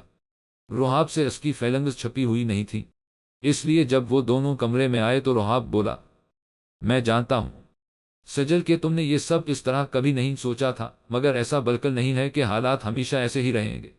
ایک دفعہ سب ٹھیک ہو، جیم الف لت چھیدی تین، پھر دیکھنا کیسے دھوم دھام سے شادی ہوتی ہے۔ میری بھی خواہش ہے کہ تمہیں دلہن کے سرخ جوڑے میں دیکھوں، تم دلہن بنی سجی سنوری میرے انتظار میں اس بیڈ پر بیٹھی ہو۔ اور ایسا ہوگا سجل، ضرور ہوگا، تب ہمارے ساتھ باقی سب بھی ہماری خوشیوں میں برابر شریک ہوں گے۔ لیکن آج کی رات ایک خوبصورت سی غزل میری جان کے نام۔ روحاب مسکراتا ہوا غزل گنگنانے لگا۔ وہ جو دیپ آنکھوں میں جل رہے، انہیں عاشقی کا پیغام دو، مجھے اپنے لبوں پا سنبھال لو، اپنی ہر دا کو میرا نام دو، میں چلوں تو میرے ساتھ ہو، مجھے تھامے جو وہ تیرا ہاتھ ہو، میری روح کو خود میں اتار لو، میری ہر نظر سے خمار لو، جو مجھے سمیٹے تیری بانوں میں، میری بے خودی کو جام دو، میری چاہتوں کا بھرم رکھو، مجھے اپنی آنکھوں میں بند رکھو، بے چین رکھے جو مجھے رات بھر، میری خواہشوں کو وہ شام۔ بڑے پاپا روحاب سے سخت ناراض تھے اور اس کا چہرہ تک دیکھنا نہیں چاہتے تھے۔ شہلا بھی اس سے ناراض تھیں، مگر پھر بھی مت تھیں، اس لیے اس سے کھانے کا پوچھتے، سارے دن کی روداد سننے لگ جاتے تو روحاب اسی پر خوش ہو جاتا، مگر بڑے پاپا اتنے پر بھی ان سے ناراض ہو جاتے۔ سمرین اور رمیز بھی پہلے کچھ دن سجل سے ناراض رہے، مگر پھر یہ سوچتے ہوئے کہ ان کی بیٹی کا کوئی قصور نہیں ہے، بلکہ الٹا اس کے ساتھ غلط ہوا ہے، اگر ہم اس حال میں اس کا خیال نہیں کریں گے تو کون کرے گا؟ سجل کو گلے سے لگا لیا۔ مجھے معاف کر دو میری بچی، میں نے تم پر ہاتھ اٹھایا۔ تم تو میری پھول سی بچی ہو، جیسے میں نے آج تک جھڑکا نہ تھا، مگر اس غلط فہمی کا شکار ہو کر میں نے تم پر ہاتھ اٹھا ڈالا۔ مگر اب نہیں، اب تو میں تمہارا دل و جان سے خیال رکھوں گی۔ سجل نے اپنی آنکھوں سے بہتے آنسو صاف کیے اور بولی، مجھے بالکل برا نہیں لگا اور نہ ہی مجھے اس کا کوئی دکھ ہے کہ آپ نے مجھ پر ہاتھ اٹھایا۔ آپ نے جو بھی کیا بالکل ٹھیک کیا۔ آپ ماں ہیں، کیا آپ کا مجھ پر اتنا بھی حق نہیں کہ آپ مجھے ڈانٹ سکے، مار سکے؟ اس وقت اگر آپ مجھے جان سے بھی مار دیتے تو کچھ غلط نہ تھا، اور میں جانتی ہوں کہ آپ مجھے ضرور معاف کر دیں گے۔ معاف تو تمہیں تب کرتے بیٹا جب تمہارا کوئی قصور ہوتا، تمہاری کوئی غلطی ہوتی، مگر قصور تو سارا روحاب کا ہے۔ خیر اب اس بات کو زیادہ نہ ہی چھیڑا، جیم الف لت چھیدی تو ہی اچھا ہے، کیونکہ اب وہ اس گھر کا داماد ہے۔ اب کی بار رمیز صاحب سجل سے بولے، پاپا آپ نے مجھے معاف تو کر دیا نا، مجھ سے ناراض تو نہیں؟ آپ اچھے بچوں سے بھی بھلا کوئی ناراض ہوتا ہے؟ رمیز صاحب یہ کہتے ہوئے مسکرا دیے تو سجل بھی مسکرا دی۔ استس محمد مارج اور انعام سجل کے پاس بیٹھے ہوئے تھے، جو کچھ ہوا اس کا انہیں بھی بہت دکھ تھا۔ سجل بے قصور تھی تو اس لیے وہ تینوں بھی اس سے کوئی غلط رویہ نہیں رکھنا چاہتے تھے، مگر روحاب سے وہ تینوں کھینچے کھینچے سے تھے۔ سجل آج تو میرے پاس تم سے کہنے کے لیے کچھ نہیں ہے، ورنہ میں نے تو سوچ رکھا تھا کہ جب تم میری بھابھی بن جاؤ گی تو میں تمہیں تنگ کرنا اور بھی ڈبل کر دوں گا۔ تب تم جا کر روحاب بھائی سے شکایت لگایا کرو گی کہ یہ دیکھیں روحاب آپ کا بھائی ہر وقت مجھے تنگ کرتا رہتا ہے، اور پھر میں تمہاری نکل اتار کر تمہیں چھیڑا کروں گا۔ موہد نے کہا، اور میں نے سوچ رکھا تھا کہ جب تم روحاب بھائی کے ساتھ شوپنگ پر جایا کرو گی تو میں بھی تمہارے ساتھ چل پڑوں گی، اور تم مروت کے مارے مجھے منع بھی نہیں کر سکو گی اور نہ بھائی کو کرنے دو گی، اور تمہاری کی شوپنگ میں سے اپنی پسند کی چیزوں پر حملہ کر کے انہیں بھی اپنے قبضے میں لے لوں گی۔ اب کی بار مارج بولی، میں نے بھی تو کچھ سوچا ہوگا، اب مجھ سے بھی تو پوچھ لے۔ انعام نے ان تینوں کو اپنی طرف متوجہ کیا، میں نے سوچا تھا کہ رات گئے تک آپ کے کمرے میں بیٹھ کر بکس پڑھا کروں گی، جبکہ روحاب بھائی انتظار میں ہی ہوں گے کہ کب میں اٹھوں اور کب وہ اپنی بیٹھیں۔ شرارتی موہد شوپنگ کی شوقین مارج اور پڑھاکو انعام نے اپنے اپنے مطلب کی ہی سوچ بتائی۔ انعام کی بات پر مارج اور موہد ہنس پڑے اور بولے، ویسے ہم دونوں سے زبردست سوچ تو تمہاری ہے، یعنی روحاب بھائی کو تب جب وہ اپنی بیگم کے پاس جانے کو بے چین ہوں انہیں انتظار کروانا۔ ویسے تم لوگ ایسا اب بھی تو کر سکتے ہو، اپنی اپنی سوچوں پر اب بھی تو عمل کر سکتے ہو۔ سجل ان تینوں سے بولی، آپ ٹھیک کہہ رہی ہیں آپ ہی، مگر جو کچھ بھی ہوا اس کی وجہ سے سب ان سے ناراض ہیں، اور شاید ہم تینوں بھی۔ اور ماما کہہ رہی تھیں کہ آپ ہی ہیں جنہوں نے اتنا بڑا دل کر کے انہیں معاف بھی کر دیا، ورنہ سب سے غلط تو آپ کے ساتھ ہی ہوا ہے۔ میں انہیں معاف کیوں نہ کرتی انعام، اب تو وہ میرے شوہر ہیں، جو کچھ بھی ہوا ان سے انجانے میں ہوا، ورنہ جانتے تو تم سب بھی ہو کہ وہ کیسے ہیں۔ سجل نے ان سب سے کہا، مگر حقیقت وہ سب کہاں جانتے تھے کہ اگر روحاب نے کچھ کیا ہوتا تو سجل اس سے ناراض ہوتی نہ، مگر جب روحاب نے کچھ کیا ہی نہیں تو وہ دکھاوے کی ناراضگی بھی اس سے کیوں رکھتی۔ بس کل کا دن باقی ہے سجل، پھر دیکھنا تمہارا گناہ گار کیسے جیل کی سلاخوں کے پیچھے ہوتا۔ روحاب نے سجل کے گرد بازو حائل کیے اور اس کے کندھے پر تھوڑی ٹکا دی۔ سجل کچھ نہ بولی، بس ہوں کہہ کر چپ ہی رہی۔ اس دن کے بعد سے ہوگی تمہاری اور میری یعنی ہماری زندگی کی ہیپی سٹارٹنگ۔ روحاب نے اس کی گال کو چھوا تو وہ جبرن مسکرا دی، کیونکہ اس وقت جو وہ سوچ رہی تھی اگر روحاب کو معلوم ہو جاتا تو وہ یقیناً اس سے سخت ناراض ہو جاتا۔ ثانیہ دروازے پر کھڑی ان کی تمام باتیں سنتی کچھ سوچ رہی تھی۔ میری زندگی میں زہر گھولنے والے زاروں کے علاوہ تم دونوں بھی ہو، اور تم دونوں اپنی زندگی کی ہیپی سٹارٹنگ کرو، ایسا میرے جیتے جی تو ممکن نہیں۔ تیار ہو جاؤ تم دونوں آج سے اپنی ایک کے بعد ایک خوشی کو دکھ میں بدلتا دیکھنے کے لیے۔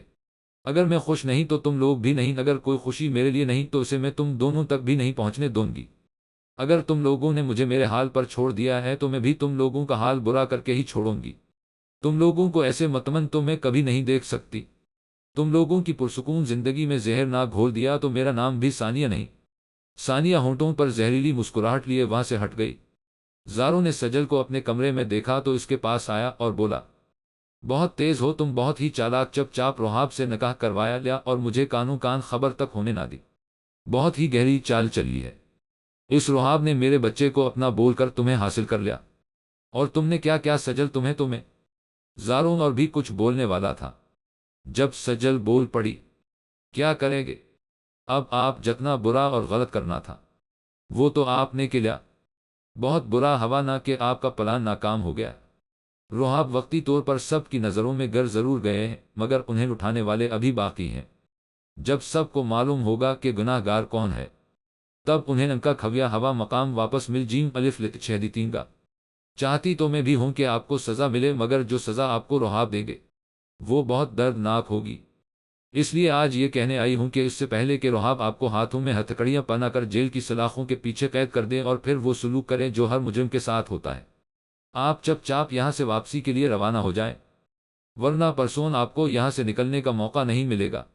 اور ہاں، اس بھول میں مت رہنا کہ میں آپ کو بچا رہی ہوں، میں صرف اور صرف پھپھو اور ابیہا آپ ہی کو بچا رہی ہوں، ان کی خاطر آپ کو اس سب سے آگاہ کر رہی ہوں۔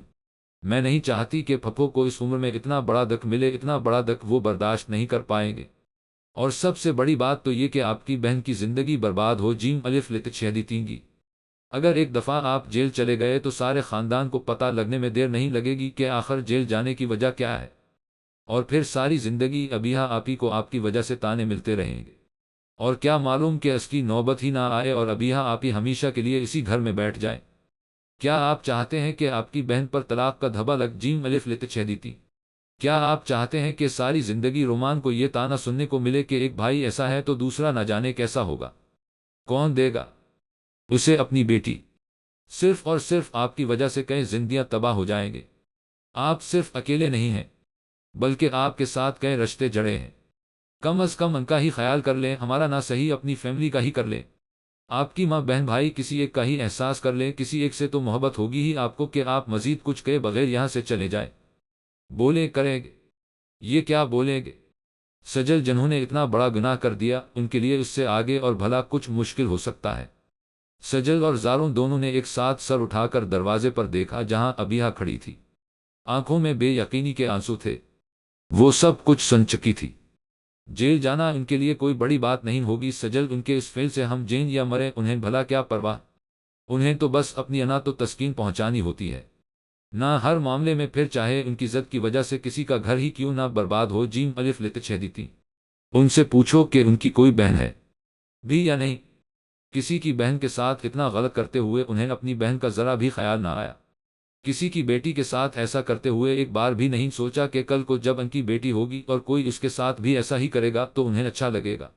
کیا کتنی تکلیف ہوگی اپنی بیٹی کی دفعہ یہ خیال نہ آیا ان کو؟ ایسا کرنے سے ان کے خاندان کا نام روشن ہونے والا تھا۔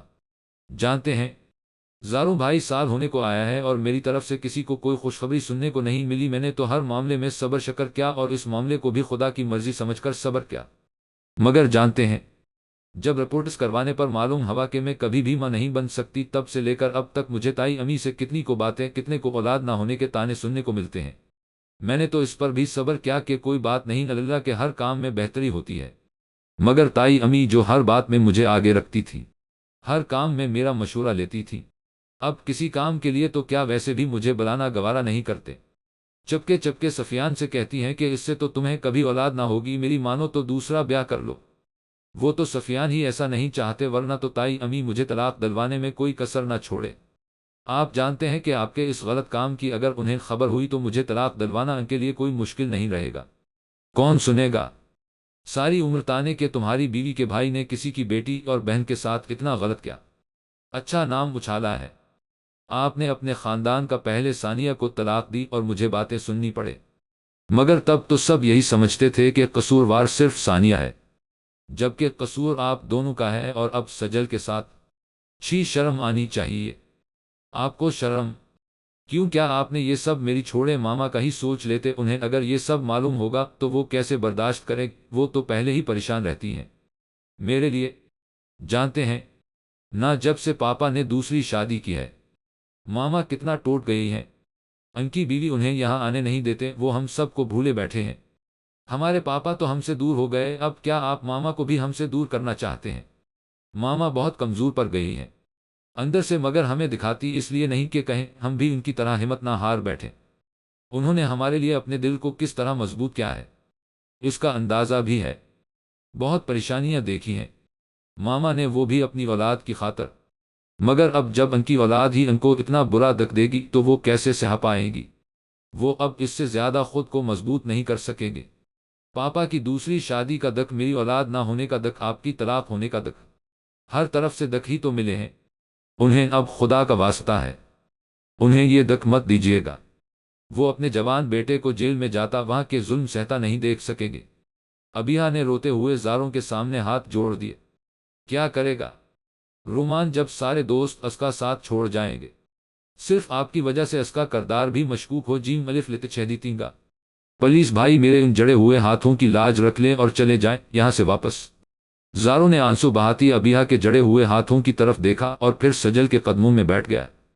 میں مانتا ہوں میں نے بہت غلط کیا، تمہارے ساتھ ہی نہیں بلکہ سب کے ساتھ، مگر کاش میں ایسا کرنے سے پہلے ایک بار ہی صحیح تم سب کے بارے میں سوچ لیتا، ایک بار یہ سوچ لیتا کہ اس کا انجام کیا ہو تو میں کبھی ایسا مت کرتا۔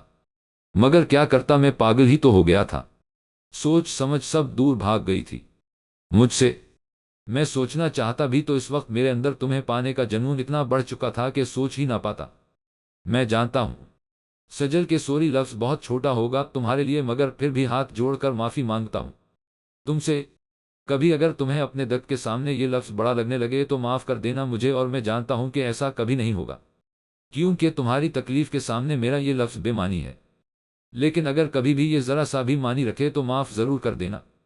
زارون ابھی چپ ہی ہوا تھا کہ سجل بول پڑی، آپ ٹھیک کہہ رہے ہیں، آپ کا یہ لفظ میرے زخموں کے سامنے کچھ بھی نہیں۔ میں کبھی بھی اپنا دل اتنا بڑا نہیں کر سکتی کہ آپ کے مجھ پر کیے گئے اتنے بڑے ظلم کے بعد آپ کو آسانی سے معاف کر دوں اور سب کچھ بھول جاؤں۔ ایسا کبھی نہیں ہوگا، سنا آپ نے، کبھی بھی نہیں۔ میں آپ کو سزا سے بچانا چاہتی ہوں، صرف آپ کے اور میرے اپنوں کی وجہ سے، مگر میرا رب آپ کو جو سزا دے گا اس سے میں آپ کو نہیں بچا سکوں گی۔ اس لیے اگر معافی مانگنی ہے تو اللہ سے مانگیں، کیونکہ میرا دل ابھی اتنا بڑا نہیں ہوا کہ آپ کو آسانی سے معاف کر دوں۔ سجل اس کے جڑے ہوئے ہاتھوں کو نظر انداز کرتی ہوئی کمرے سے باہر نکل گئی، جبکہ زاروں خالی ہاتھ لیے زمین پر ہی بیٹھتا چلا گیا۔ صبح کے 6 بجے ہوئے تھے۔ روحاب جاگن کے لیے باہر نکل گیا۔ سجل بھی اٹھ چکی تھی۔ صبح کی ٹھنڈی ہوا میں سانس لینے اور پھولوں کی بھینی بھینی خوشبو سے لطف اندوز ہونے کے لیے وہ لان میں آ گئی اور ادھر سے ادھر چکر لگانے لگی۔ سجل، تب ہی کسی نے اسے آواز دی۔ سجل نے مڑ کر دیکھا تو سامنے زاروں تھا۔ اس کے ماتھے پر بل پڑ گئے۔ صاف ظاہر تھا کہ وہ صبح صبح زاروں کا چہرہ دیکھنے کی خواہش بالکل نہیں رکھتی تھی۔ آپ گئے نہیں ابھی تک؟ نہیں، 2 گھنٹے بعد کی فلائٹ ہے، زاروں نے بتایا۔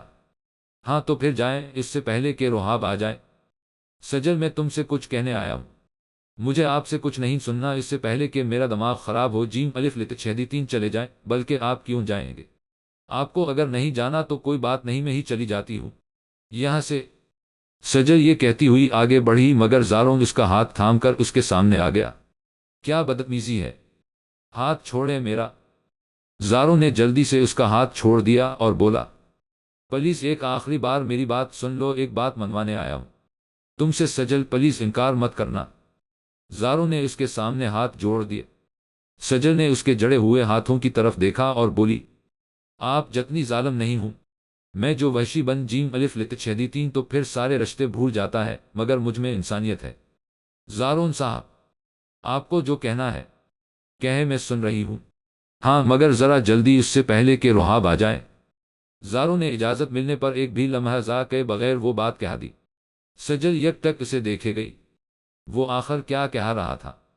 سجل کتنی دیر حیران کھڑی اسے دیکھتی ہی رہی، جب وہ دوبارہ بولا، سجل پلیز میری یہ آخری بات مان لینا، میں برا انسان نہیں ہوں، مگر وقتی طور پر بن گیا تھا۔ سب ٹھیک ہی کہتے ہیں، بہت انا پرست ہوں، ہر چھوٹی سے چھوٹی بات کو انا کا مسئلہ بنا لیتا ہوں، مگر ایسا بالکل نہیں ہے کہ مجھ میں احساس مر چکا ہے۔ مجھے احساس ہے جو کچھ بھی میں نے کیا اس کا، ہو سکے تو مجھے معاف کر دینا۔ تم کہتی ہو نا سجل کہ تم نے کبھی کسی کا دل نہیں توڑا، کیونکہ دل تو خدا کا گھر ہوتا ہے۔ خدا دل توڑنے والوں کو سزا دیتا ہے، انہیں ناپسند فرماتا ہے۔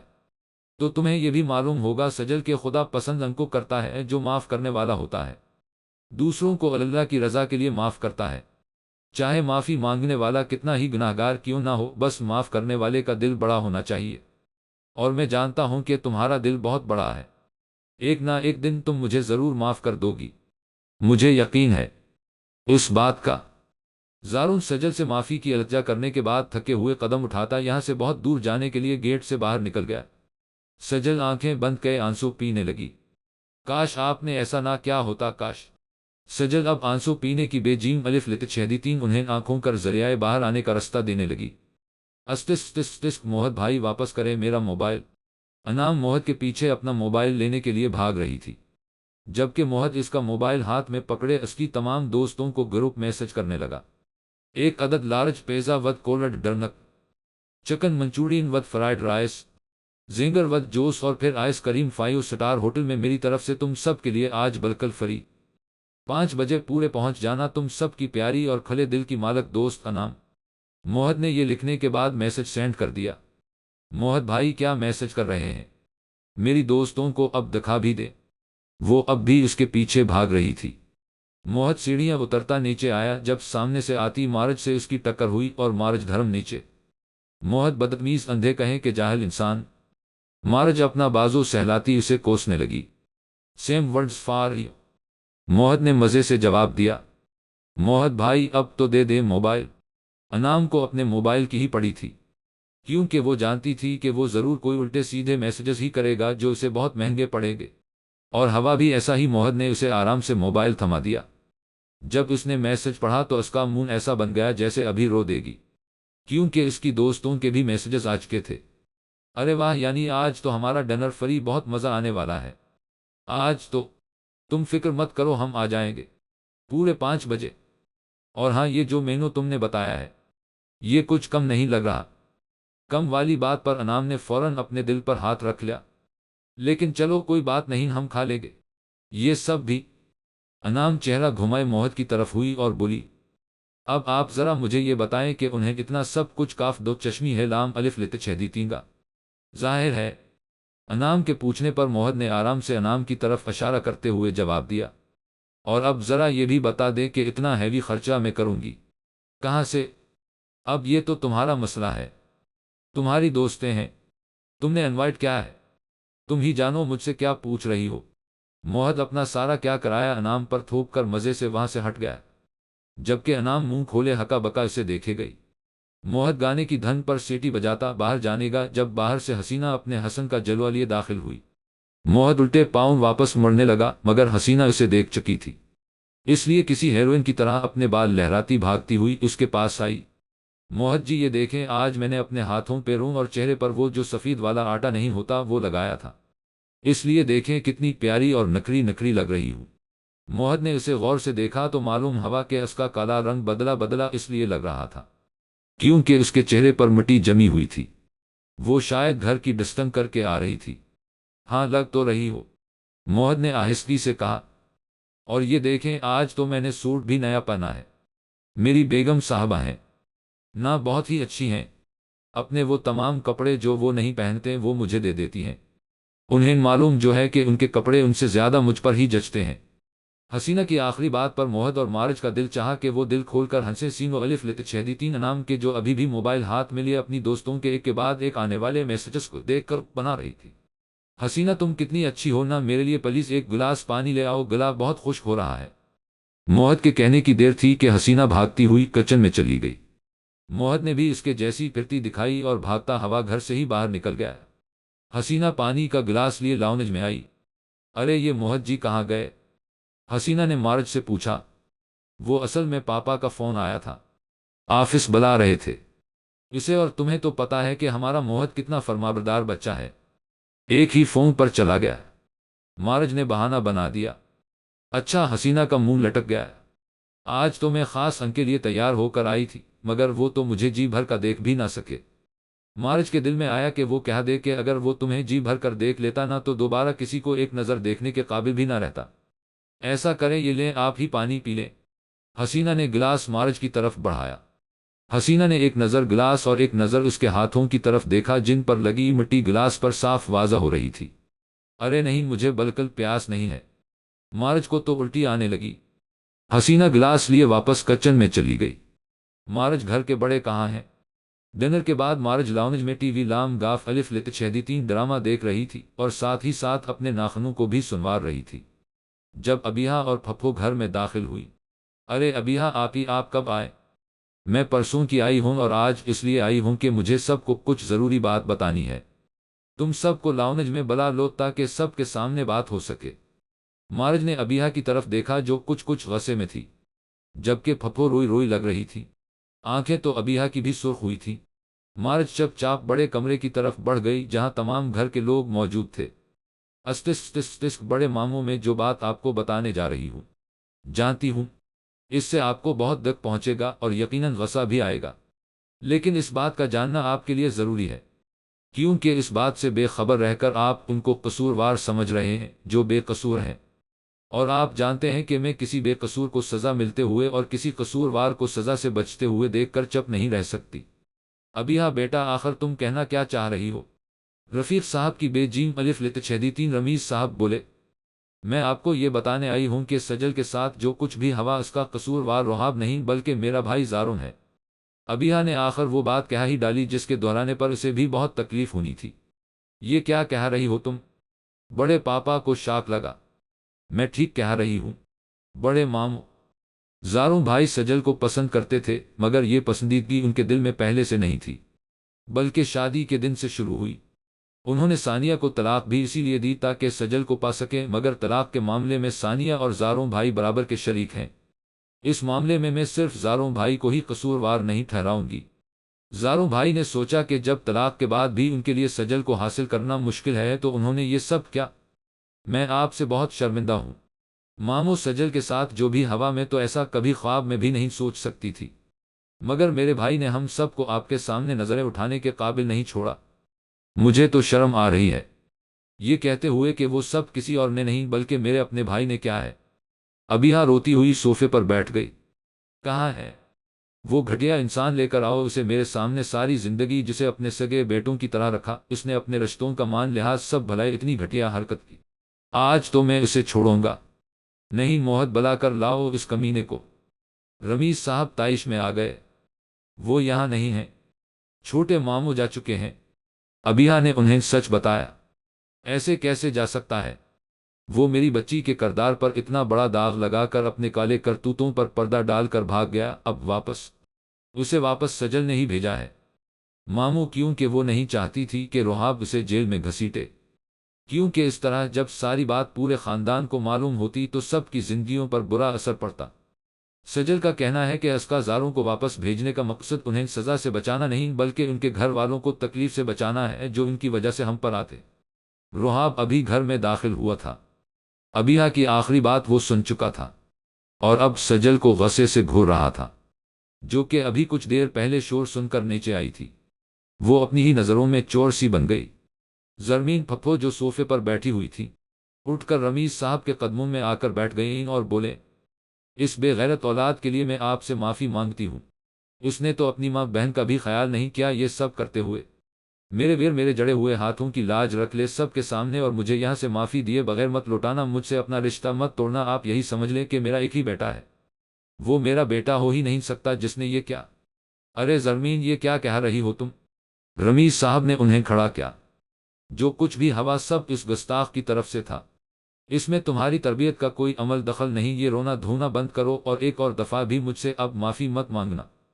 اگر وہ یہاں ہوتا تو میں واقعی میں بھول جاتا کہ وہ تمہارا بیٹا ہے اور اس کا وہ حشر کرتا کہ دوبارہ کسی کی بیٹی کی طرف آنکھ اٹھا کر بھی نہ دیکھتا۔ بدنامی صرف ہماری ہی نہیں آپ کی بھی ہے، اس لیے یہ بات اس گھر سے باہر نہیں نکلے گی، اور یہ بات یہاں پر کھڑے تمام لوگ کان کھول کر سن لیں۔ رمیز صاحب کی اس بات پر تمام بچوں نے جلدی سے سر ہلا دیا۔ سینگو الف لت چھیدی ثانیہ کے جو یہ سوچ رہی تھی کہ گھٹیا پن میں تو یہ زاروں واقعی میں اپنے نام کا ایک ہی نکلا۔ بڑے پاپا کی نظر دروازے پر کھڑے رحاب پر پڑی، وہ اسے اپنے پاس بلانے کی بے جیم الف لت چھیدی خود ہی اس کی طرف چلے آئے اور بولے، میں نے تم سے کہا تھا کہ تم میرے بیٹے ہو ہی نہیں سکتے، مگر تم نے تو ثابت کر دیا کہ تم میرے ہی بیٹے ہو۔ میرا گھبرو شیر، اب ایسے کیا دیکھ رہے ہو؟ آ جاؤ، گلے لگ جاؤ اپنے باپ کے۔ بڑے پاپا نے اپنے دونوں بازو کھول دیے تو رحاب ان میں سما گیا، مگر ایک بات کی سمجھ نہیں آئی، رحاب تم نے سارا قصور اپنے سر کیوں لیا؟ ہمیں اسی وقت سب سچ سچ کیوں نہ بتایا؟ زاروں کو اسی وقت سزا کیوں نہ دلوائی؟ میں نے ایسا اس لیے کیا پاپا کیونکہ میں اسے دکھانا چاہتا تھا کہ میں اس سب کے باوجود بھی سجل کو اپنا سکتا ہوں۔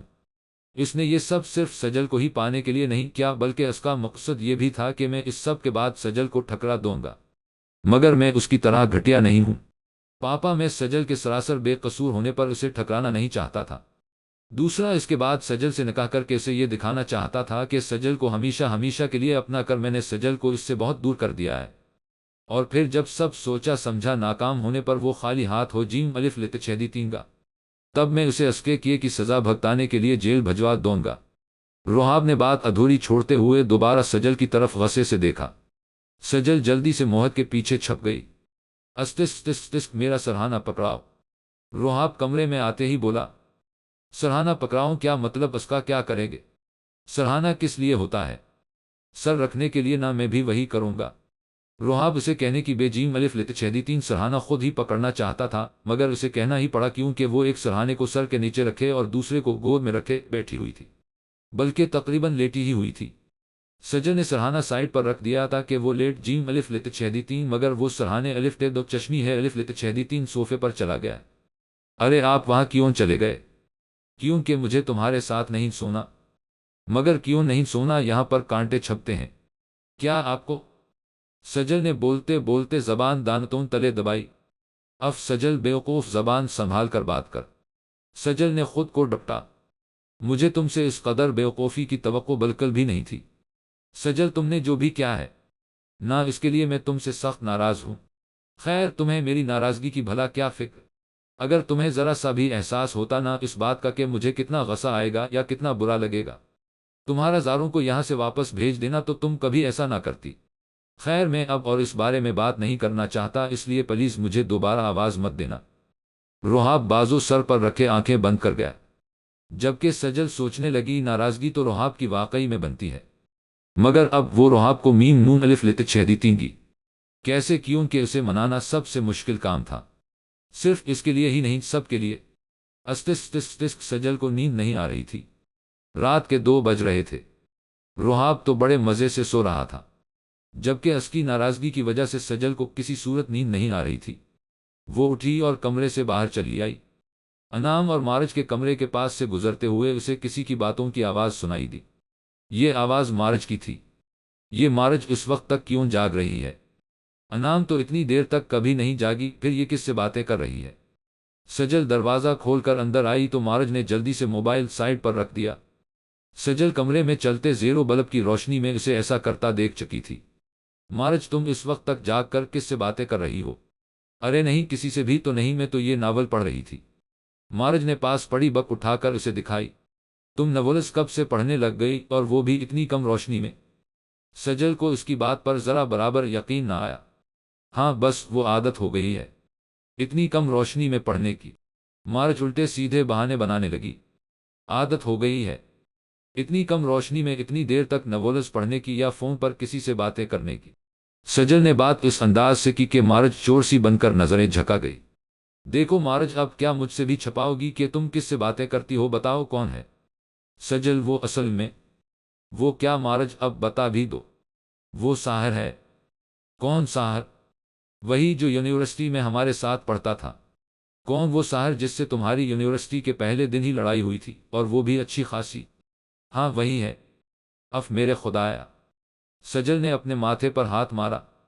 اسے یقین نہ آیا کہ مارج اس ساحر کی بات کر رہی ہے جو سب کی نظر میں ایک مشکوک انسان ہے۔ کوئی بھی لڑکی اس سے دوستی رکھنے کی روادار نہیں، پھر مارج کیسے ایسا کر سکتی ہے؟ مگر سجل، تم میرا یقین کرو، وہ ایسا بالکل بھی نہیں ہے جیسا کہ میں نے اسے سمجھا۔ اس کو گھٹیا، جاہل، بدتمیز سب کچھ ہی کہہ ڈالا، مگر میں غلط تھی۔ وہ تو بہت اچھا انسان ہے۔ تمہارا دماغ تو خراب نہیں ہو گیا مارج؟ وہ انسان جسے کوئی بھی ٹھیک کردار کا مالک نہیں سمجھتا، اور اس کا ایسا کردار تو صاف ظاہر بھی ہوتا ہے۔ تم اسے پسند کیے بیٹھی ہو۔ تم غلط کر رہی ہو مارج، وہ تمہیں صرف اپنی گھٹیا باتوں میں پھنسا رہا ہے اور کوئی بات نہیں۔ میری مانو تو آج ہی اسے گڈ بائے بولو اور نکالو اسے اپنے دل و دماغ سے۔ سجل، وہ ویسا بالکل بھی نہیں ہے جیسا تم سوچ رہی ہو۔ مارج نے اس کی غلط فہمی دور کرنا چاہی۔ وہ ویسا ہی ہے جیسا کہ میں سوچ رہی ہوں۔ اگر تم مجھے اپنا مخلص دوست سمجھتی ہو تو پلیز آئندہ اس بندے سے بات مت کرنا، اور ہاں، ملنے کا تو کبھی سوچنا ہی مت، بہت بڑی غلطی کرو گی۔ مگر وہ تو پرسوں مجھے ملنے کے لیے بلا رہا ہے۔ تم خواہ مخواہ میرا دماغ فضول سوچوں کی طرف مت لگاؤ سجل، کیونکہ میں اسے ہاں بھی بول چکی ہوں۔ مارج سجل کی بات ماننے کو کسی صورت تیار نہ تھی۔ دیکھو مارج، میں تمہارا برا نہیں سوچ رہی، ہمیشہ اچھا ہی سوچوں گی۔ اچھا ٹھیک ہے، مان لیا کہ وہ ایک اچھا انسان ہے، مگر تم اتنا تو جانتی ہو نا کہ ایک تنہا مرد اور عورت کے بیچ تیسرا ہمیشہ شیطان ہوتا ہے۔ کچھ لوگ تو اپنے نفس پر قابو پا کر اپنے ایمان پر قائم رہ جاتے ہیں، اور ایسے لوگ بہت کم ہوتے ہیں، مگر کچھ لوگ آسانی سے ڈگمگا جاتے ہیں۔ میری صرف ایک بات یاد رکھنا، اس گھر سے قدم باہر نکالنے سے پہلے، وہ بھی اس کام کے لیے جو تمہیں بار بار روکے، تو بس ایک بار اپنے ماں باپ کی عزت کے بارے میں ضرور سوچ لینا اور رکھ جانا۔ سجل اسے بہت پیار سے سمجھاتی ہوئی واپس اپنے کمرے میں آ گئی۔ پہلے تو رحاب کی ناراضگی کی وجہ سے، مگر اب مارج کی وجہ سے وہ رات بھر جاگنے والی تھی۔ اسٹس سجل کچن میں کھیر بنا رہی تھی، کیونکہ رحاب کو کھیر بہت پسند تھی۔ سجل میری بچی، تم کچن میں کیا کر رہی ہو؟ سمرین بیگم نے اسے چولہے کے پاس کھڑے کچھ بناتے دیکھا تو پوچھنے لگے۔ ماما میں کھیر بنا رہی ہوں، رحاب کو بہت پسند ہے۔ نہ اس لیے تم مجھے کہو بھلا، میں بنا دیتی ہوں، تم جا کر آرام کرو۔ شاباش۔ نہیں ماما، میں ان کے لیے کھیر اپنے ہاتھوں سے بنانا چاہتی ہوں، اصل میں وہ مجھ سے اس دن کے ناراض ہیں جس دن سے میں نے… سجل نے بات ادھوری چھوڑ دی، کیونکہ جانتی تھی کہ اس گھر میں کوئی بھی زاروں کا نام لینا پسند نہیں کرتا۔ سمرین بیگم سمجھ تو گئی تھی، اس لیے بولے، رحاب کی ناراضگی بنتی ہے سجل، مگر میں یہ نہیں کہوں گی کہ تم نے اسے واپس جانے کا کہہ کر غلط کیا۔ تم اپنی جگہ درست تھی اور رحاب اپنی جگہ، بلکہ میں تو یہ کہوں گی کہ میری بچی تو بہت سمجھدار ہو گئی ہے۔ سمرین بیگم نے اس کے سر پر پیار سے ہاتھ پھیرا۔ چلو شاباش، تم کھیر بناؤ، مجھے معلوم ہے کہ رحاب تم سے زیادہ دیر ناراض نہیں رہ سکے گا۔ بیٹا، میں ذرا تمہاری پھپھو کی طرف سے ہو کر آئی، بہت اکیلا محسوس کرتی ہے۔ وہ خود کو رومان تو سارا دن اسکول اور اکیڈمی ہی رہتا ہے۔ ابیہ کے سسرال والے اسے اب آئے دن تو بھیجنے سے رہے۔ ان بچوں سے تو جب کہتی ہوں کہ وہاں سے ہو آئیں تو ایک بار جا کر واپس آنے کا نام نہیں لیتے، مگر آج تو دونوں صاحبزادیاں سو رہی ہیں۔ موہد نکلا ہے دوستوں کے ساتھ، اور ثانیہ کی تو چھوڑ ہی دو، اس کو کسی کا احساس کروانا شاید کسی کے بس کی بات نہیں، اس لیے میں ہی ہو کر آئی ذرا۔ جی ماما آپ جائیں، میں کھیر بنا کر اپنے کمرے میں ہی جا رہی ہوں، آپ میری فکر مت کرنا۔ چلو ٹھیک ہے۔ سمرین بیگم کچن سے نکل گئیں تو سجل کھیر دیکھنے لگی۔ سجل بیٹا میری بات سننا ذرا، اور ہاں آتے ہوئے ایک گلاس پانی بھی لے آنا۔ شہلا بیگم نے اپنے کمرے سے سجل کو آواز دی۔ جی بڑی ماما آ رہی ہوں۔ سجل گلاس میں پانی ڈال کر چولہے کی آنچ دھیمی کر کے کچن سے نکل کر شہلا بیگم کے کمرے میں چلی گئی۔ سجل کے جاتے ہی ثانیہ کچن میں داخل ہوئی۔ وہ شاید کچن کے خالی ہونے کا ہی انتظار کر رہی تھی، یہی کہہ رہی تھی، نہ آپ ماما کہ مجھے احساس کروانا کسی کے بس کی بات نہیں، ویسے ٹھیک ہی کہہ رہی تھی۔ آپ سب اپنی دنیا میں خوش اور مگن رہیں اور میں اکیلی جلتی کڑکتی رہوں، ایسا تو ہو نہیں سکتا۔ اگر میں جل رہی ہوں نہ تو میں اس آگ سے تم سب کو بھی دور نہیں رکھنے والی، جلد ہی تم سب بھی اس آگ کی لپیٹ میں آنے والے ہو، اور خاص طور پر تم سجل میڈم، بڑی آئی اپنے شوہر کے لیے کھیر بنانے والی۔ تمہاری کھیر تو نہ آج تک ٹھیک بنی ہے، نہ اور ہی بنے گی۔ ثانیہ نے شیلف پر پڑے ڈبوں میں سے ایک ڈبہ اٹھایا اور آدھے سے زیادہ کھیر میں الٹ دیا، اور پھر کھیر کو ہلاتے ہوئے بولی، لو جی اب کھلاؤ تم اپنے رحاب کو کھیر۔ بڑی آئی اس کی ناراضگی دور کرنے والی، اب دیکھتی ہوں کہ یہ کھیر کھا کر اس کی ناراضگی کیسے دور ہوتی ہے۔ اگر میں نے بھی تم سے رحاب کو چھین نہ لیا تو میرا نام بھی ثانیہ نہیں، تم بس اب دیکھتی ہی جاؤ، جسٹ ویٹ اینڈ واچ۔ ثانیہ زہریلی مسکراہٹ لیے ہاتھ جھاڑتی ہوئی وہاں سے نکل گئی۔ سجل نے کھیر کی پلیٹ رحاب کے سامنے رکھی اور اس کے پاس ہی کھڑی ہو گئی۔ کھڑی کیوں ہو سر پر، کیا اب میرے نوالے گنو گی؟ جی سجل نے آرام سے جواب دیا۔ کیا کہا؟ رحاب نے سر اٹھا کر اسے دیکھا۔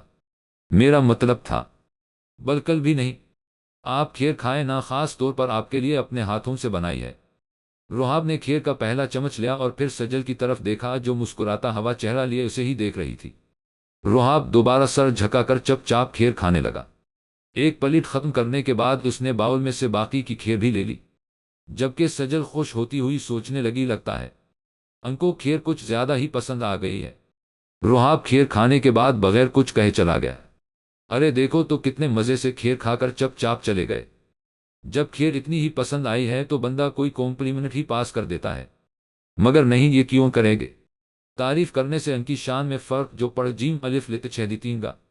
تعریفیں کروانے کے لیے تو بس ایک یہی بنے ہیں، اور کسی کا تو دل ہی نہیں چاہتا اپنی تعریف سننے کو۔ ابھی بھی ویسے ہی اکڑو خان ہیں اور شاید ہمیشہ ہی ایسے رہیں گے۔ سجل کھیر کے برتن اٹھا کر شیلف پر پٹک رہی تھی۔ وہ اپنی تعریف نہ ہونے کا غصہ ان پر نکال رہی تھی۔ سجل نے فریج میں سے کھیر کا چھوٹا باؤل نکالا اور کھانے لگی۔ پہلا چمچ لیتے ہی اس کے منہ میں کرواہٹ گھل گئی۔ ارے یہ کیا؟ اس نے جلدی سے کلی کی۔ میں نے تو اس میں ذرا بھی نمک نہیں ڈالا، پھر یہ کڑوا زہر کیسے بن گئی؟ او میرے خدایا! سجل کے ذہن میں جھماکا سا ہوا۔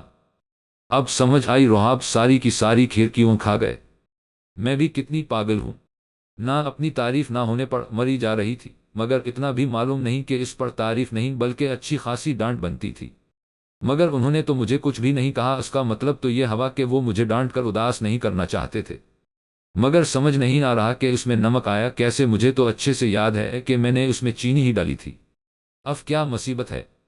کچھ پتہ نہیں چل رہا۔ سجل اپنے اندازے لگا لگا کر تھک چکی تھی، اس لیے کھیر صنعت میں الٹ کر تاکہ کوئی کھا نہ لے کچن کی لائٹ بند کرتی ہوئی اپنے کمرے میں آ گئی۔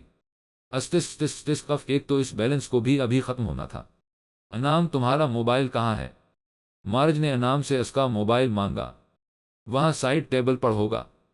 انعام کے کہنے پر مارج نے سائڈ ٹیبل پر پڑا اس کا موبائل لے لیا اور جلدی سے کسی کا نمبر ڈائل کیا۔ ہاں ہاں بس میں آ رہی ہوں، 10 منٹ میں پہنچ جاؤں گی۔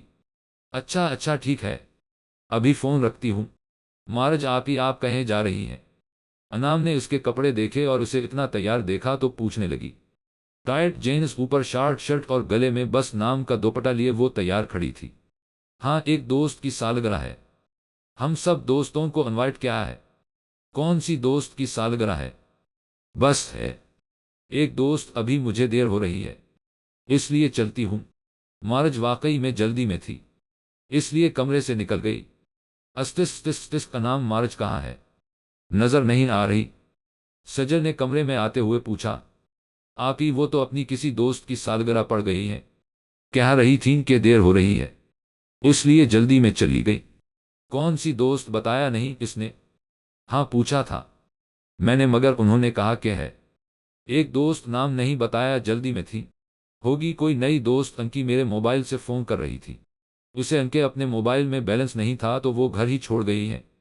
انعام سجل کو بتا کر اپنے کپڑے دو چشمی ہے نہانے کے لیے واش روم چلی گئی۔ سجل نے انعام کا موبائل پکڑا اور اس آخری نمبر پر کال کرنے لگی۔ مارج جلدی میں نمبر ڈیلیٹ کرنا شاید بھول گئی تھی، کال فوراً پک کر لی گئی۔ دوسری طرف کوئی لڑکا تھا، 10 منٹ کا کہہ رہی تھی، تم اور ابھی تک پہنچی نہیں جان، اب اتنا انتظار بھی مت کرواؤ، اب آ بھی جاؤ نا۔ سجل نے جلدی سے کال ڈسکنیکٹ کر دی اور وہ نمبر اپنے موبائل پر سینڈ کر کے انعام کے موبائل سے ڈیلیٹ کر دیا اور پھر اپنے کمرے میں آ گئی۔ یہ موبائل اسے موہد نے گفٹ کیا تھا۔ سجل کے ساتھ پیش آنے والے واقعے کے بعد اس کا موبائل بھی وہیں بس اسٹینڈ پر رہ گیا تھا، مگر موہد نے اسے بالکل ویسا ہی موبائل گفٹ کر دیا۔ کیا کروں میں، اس مارج کو سمجھایا بھی تھا میں نے، پتہ نہیں اب تک پہنچ بھی گئی ہوگی، خدا کرے نہ ہی پہنچی ہو۔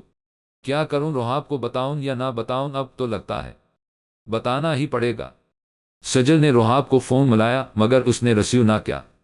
اپنی ناراضگی کے چکر میں یہ فون ہی نہیں اٹھا رہے، اتنا بھی نہیں سوچتے کہ اگلے بندے کو کوئی ضروری کام بھی تو ہو سکتا ہے۔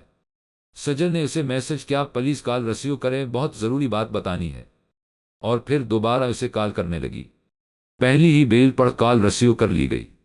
کیا مصیبت آن پڑی ہے؟ اب کیوں ڈسٹرب کر رہی ہو مجھے؟ روحاب فون اٹھاتے ہی بول پڑا۔ روحاب مجھے آپ کو کچھ بتانا ہے۔ اور پھر سجل نے ایک لمحہ بھی ضائع کیے بغیر روحاب کو ساری صورت حال سے آگاہ کیا۔ تم نے مجھے یہ سب پہلے کیوں نہیں بتایا؟ اب عین وقت پر کیوں بتا رہی ہو تمہیں؟ اب میں کیا کہوں، کم عقل بیوی، جلدی سے وہ نمبر سینڈ کرو مجھے۔ جی کرتی ہوں۔ سجل نے فون بند کرنے کے بعد وہ نمبر روحاب کو سینڈ کر دیا۔ ہولدار جلدی سے یہ نمبر ٹریس کرواؤ، میرے پاس زیادہ وقت نہیں ہے۔ جی انسپکٹر روحاب، میں ابھی آتا ہوں۔ ہولدار جلدی سے وہاں سے غائب ہو گیا اور پھر 2 منٹ بعد ظاہر بھی ہو گیا۔ انسپکٹر، اس نمبر کو استعمال کرنے والا زیادہ دور نہیں ہے، یہیں پرانی مندی کے پاس موجود ہے۔ روحاب اسی ہولدار کو ساتھ لیے جیپ میں جا کر بیٹھ گیا۔ یہ تم کیا کر رہے ہو ساحر؟ تم نے تو کہا تھا کہ تم نے مجھے بس ایک دفعہ دیکھنے کے لیے بلایا ہے، اور وعدہ بھی کیا تھا کہ تم مجھے چھو گے۔ کیسا وعدہ؟ ایسے وعدے تو میں ہر روز ہر کسی سے کرتا ہوں، یہ وعدہ تو تمہاری نظر میں ہے نہ، مگر میری نظر میں جو نہ کرنے کا وعدہ کرتا ہوں وہ تو میں ضرور کرتا ہوں۔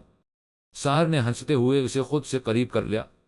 یہاں میرے اور تمہارے علاوہ کوئی بھی نہیں ہے، اس لیے بہتری اسی میں ہے کہ شور مچا کر مجھے غصہ مت دلانا۔ کتنے جھوٹے ہو تم ساحر، تم نے جھوٹ بول کر پھنسایا ہے، مجھے تمہاری بات ماننی ہی نہیں چاہیے۔ مارج اسے خود سے دور کرنے کی کوشش کرنے لگی۔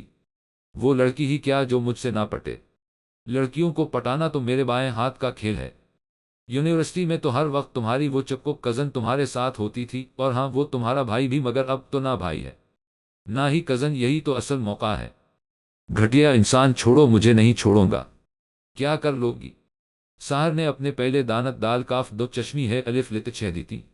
مارج نے اس کے ہاتھ پر اپنے دانت گاڑ دیے۔ جاہل لڑکی، یہ کیا کر رہی ہو؟ زیادہ چلاکی مت دکھاؤ۔ ساحر نے اسے کندھوں سے پکڑ کر دیوار کے ساتھ لگایا اور پھر ساتھ ہی اس کے اوپر جھکا، مگر تک ہی دروازہ توڑ کر وہ اندر داخل ہوا یعنی روحاب غصے سے قدم اٹھاتا اس کی طرف آیا اور پھر اسے گریبان سے پکڑ کر مارنا شروع کر دیا۔ مکے لاتے گھونسے مار مار کر اسے پڑے گرایا۔ ساحر کو سمجھ نہ آئی کہ یہ اچانک ہوا کیا۔ ہولدار، پکڑو اسے اور لے جا کر جیل میں اس کی اچھی دھلائی کرو، ایک پل کے لیے بھی ہاتھ پیچھے مت ہٹانا۔ ہولدار اسے گاڑی میں لے گیا، جبکہ روحاب اب غصے سے مارج کی طرف دیکھتا اس کا ہاتھ پکڑ کر اسے تقریباً گھسیٹتا ہوا گھر لے آیا۔ استس روحاب نے اسے دھکا دے کر بیڈ پر گرایا اور بولا، آج کے بعد اگر گھر سے باہر قدم بھی نکالا تو ٹانگیں توڑ دوں گا، تمہاری آئی سمجھ؟ روحاب اسے غصہ دکھا کر واپس پولیس اسٹیشن چلا گیا۔ سجل نے آگے بڑھ کر روتی ہوئی مارج کو گلے لگا لیا اور چپ کروانے لگی، جبکہ انعام پاس کھڑی ساری صورت حال سمجھنے کی کوشش کرنے لگی۔ وہ اتنی سمجھدار تو تھی ہی کہ روتی ہوئی مارج اور پولیس اسٹیشن سے روحاب بھائی کے چلے آنے اور اسے اس طرح گھسیٹتے ہوئے ساتھ لانے کی ایک ہی وجہ ہو سکتی ہے، اور پھر اوپر سے گھر سے باہر نہ نکلنے کی پابندی بھی۔ انعام سرد آہ بھرتی ہوئی ان دونوں کے پاس ہی بیٹھ گئی۔ یہ بات گھر میں ان چاروں کے علاوہ کسی کو معلوم نہ تھی، اور مارج شکر ادا کر رہی تھی کہ روحاب نے یہ بات گھر کے بڑوں کو نہیں بتائی تھی۔ سجل جو روحاب کی ناراضگی دور کرنے کے چکر میں اتنا کچھ کر چکی تھی، مارج والی بات اس سے چھپانے پر روحاب اس سے اور بھی ناراض ہو گیا تھا۔ پہلے تو وہ اسے ڈانٹ لیتا تھا، اس پر غصہ کر لیتا تھا، مگر اب تو اس سے بات تک نہیں کر رہا تھا۔ سجل روحاب کی شرٹ پریس کر رہی تھی۔ شرٹ پریس کرنے کے بعد وہ ساتھ والے کمرے میں آ گئی۔ موہد اور انعام بیٹھے کسی ٹاپک پر بحث کر رہے تھے، جبکہ مارج خاموش بیٹھی سن رہی تھی۔ تم دونوں کس بحث میں پڑ گئے؟ ہم دونوں یہ بحث کر رہے ہیں کہ مرغی پہلے آئی یا انڈا۔ موہد نے الٹا ہی جواب دیا، آپ ہی فضول بات کر رہے ہیں، یہ ہم تو اس بات پر بحث کر رہے تھے کہ عقل بڑی یا بھینس۔ موہد انعام کی بات کاٹ کر پھر الٹا ہی بولا، چلو سجل تم ہی بتاؤ، عقل بڑی یا بھینس؟ ظاہر ہے، سجل نے فوراً ہی جواب دیا، پہلے ایک دفعہ تم اپنی عقل اور بھینس کا موازنہ کر کے دیکھو، پھر مانو گا۔ موہد کی اس بات پر انعام اور چپ بیٹھی مارج کو بھی ہنسی آ گئی۔ موہد، بدتمیز، چھوٹی عقل ہوگی تمہاری۔ سجل اس کی بات کا مطلب سمجھتے ہوئے بولی، سجل کہاں چلی گئی ہو؟ فوراً کمرے میں آؤ۔ ساتھ والے کمرے سے سجل کو روحاب کی روکدار آواز سنائی دی، لو جی آ گئی بیچاری سجل کی شامت۔ موہد نے پہلے ہی سب کو بتا دیا کہ اسے یقیناً روحاب سے اچھی خاصی سننے کو ملنے والی ہے۔ سجل تو روحاب کی آواز پر ہی بھاگ گئی تھی۔ جی آپ نے بلایا؟ سجل کمرے میں آتی ہوئی فرمانبرداری سے بولی، یہ کیا ہے؟ روحاب نے شرٹ اس کے سامنے لہرائی، یہ شرٹ ہے، سجل نے معصومیت سے جواب دیا۔ وہ تو مجھے بھی دکھائی دے رہا ہے کہ یہ شرٹ ہے، اندھا نہیں ہوں میں، مگر ذرا غور سے دیکھو یہ کیا ہے؟ اب کی بار روحاب نے اس کے سامنے شرٹ کا جلا ہوا بازو لہرایا۔ ہائے ربا، یہ کیسے جل گئی؟ وہی تو میں بھی تم سے پوچھ رہا ہوں کہ یہ کیسے جل گئی؟ میں نے اسے نہیں جلایا، سجل ہکلاتی ہوئی بولی۔ اچھا ذرا یہ بتاؤ کہ یہ شرٹ پریس کس نے کی؟ ظاہر ہے تمہارے علاوہ کون کر سکتا ہے؟ روحاب نے خود ہی سوال پوچھ کر خود ہی جواب بھی دے دیا، مگر اسے میں نے نہیں جلایا، میں نے تو اسے بہت آرام سے بہت محبت سے پریس کیا تھا۔ سچ میں؟ اور ہاں، اس دن آپ نے میری خاطر چپ چاپ وہ نمک والی کھیر بھی کھا لی، مگر میں سچ کہہ رہی ہوں روحاب، میں نے اس میں ایک چٹکی بھی نمک نہیں ملایا تھا، پتہ نہیں وہ کیسے آ گیا اس میں تو آپ کا ہر کام بہت دھیان سے کرتی ہوں، مگر پتہ نہیں وہ ہر بار خراب کیسے ہو جاتا ہے، اور اب یہ شرٹ بھی۔ سجل کی آنکھوں سے ننھے منے آنسوؤں کے قطرے بہہ نکلے، وہ بات ادھوری چھوڑے رونے لگی۔ سجل جتنا بھی روحاب کا کام دھیان سے کرتی، اسے خوبصورت بنانے کی کوشش کرتی، وہ اتنا ہی خراب ہوتا چلا جاتا، اور پھر سجل کو روحاب سے اچھی خاصی ڈانٹ پڑتی۔ रोहाब ने उसके रवानी से बते हुए आंसुओं को देखा और शर्ट पड़े फेंकता हवा उसके पास आया। सजल, स्वीट हार्ट, में जानता हूं कि तुम मेरा काम कितने ध्यान और कितनी मोहब्बत से करती हो, मगर क्या करूं, इतनी बड़ी आदत जो पड़ गई है। तुम पर रोब झाड़ने की छूटती ही नहीं, हलान का कितनी ही कोशिश करता हूं। ये रोब झाड़ने वाली आदत को छोड़े, वो तो मुझे भी हो गई है आपकी डांट सुनने की। मगर वो जो आप मुझसे नाराज हैं। उसका क्या? सजल सो करती हुई बोली। कौन पागल नाराज है तुमसे? वो तो मैं ऐसे ही तंग कर रहा था, क्योंकि जब तुम मुझे मनाती हो, मुझे मनाने के लिए इतना कुछ करती हो, तो मुझे अच्छा ही इतना लगता है कि दिल चाहता है कि बस रूठा ही रहूं तुमसे। मगर आज तो मेरी डांट ने तुम्हें रुला ही दिया।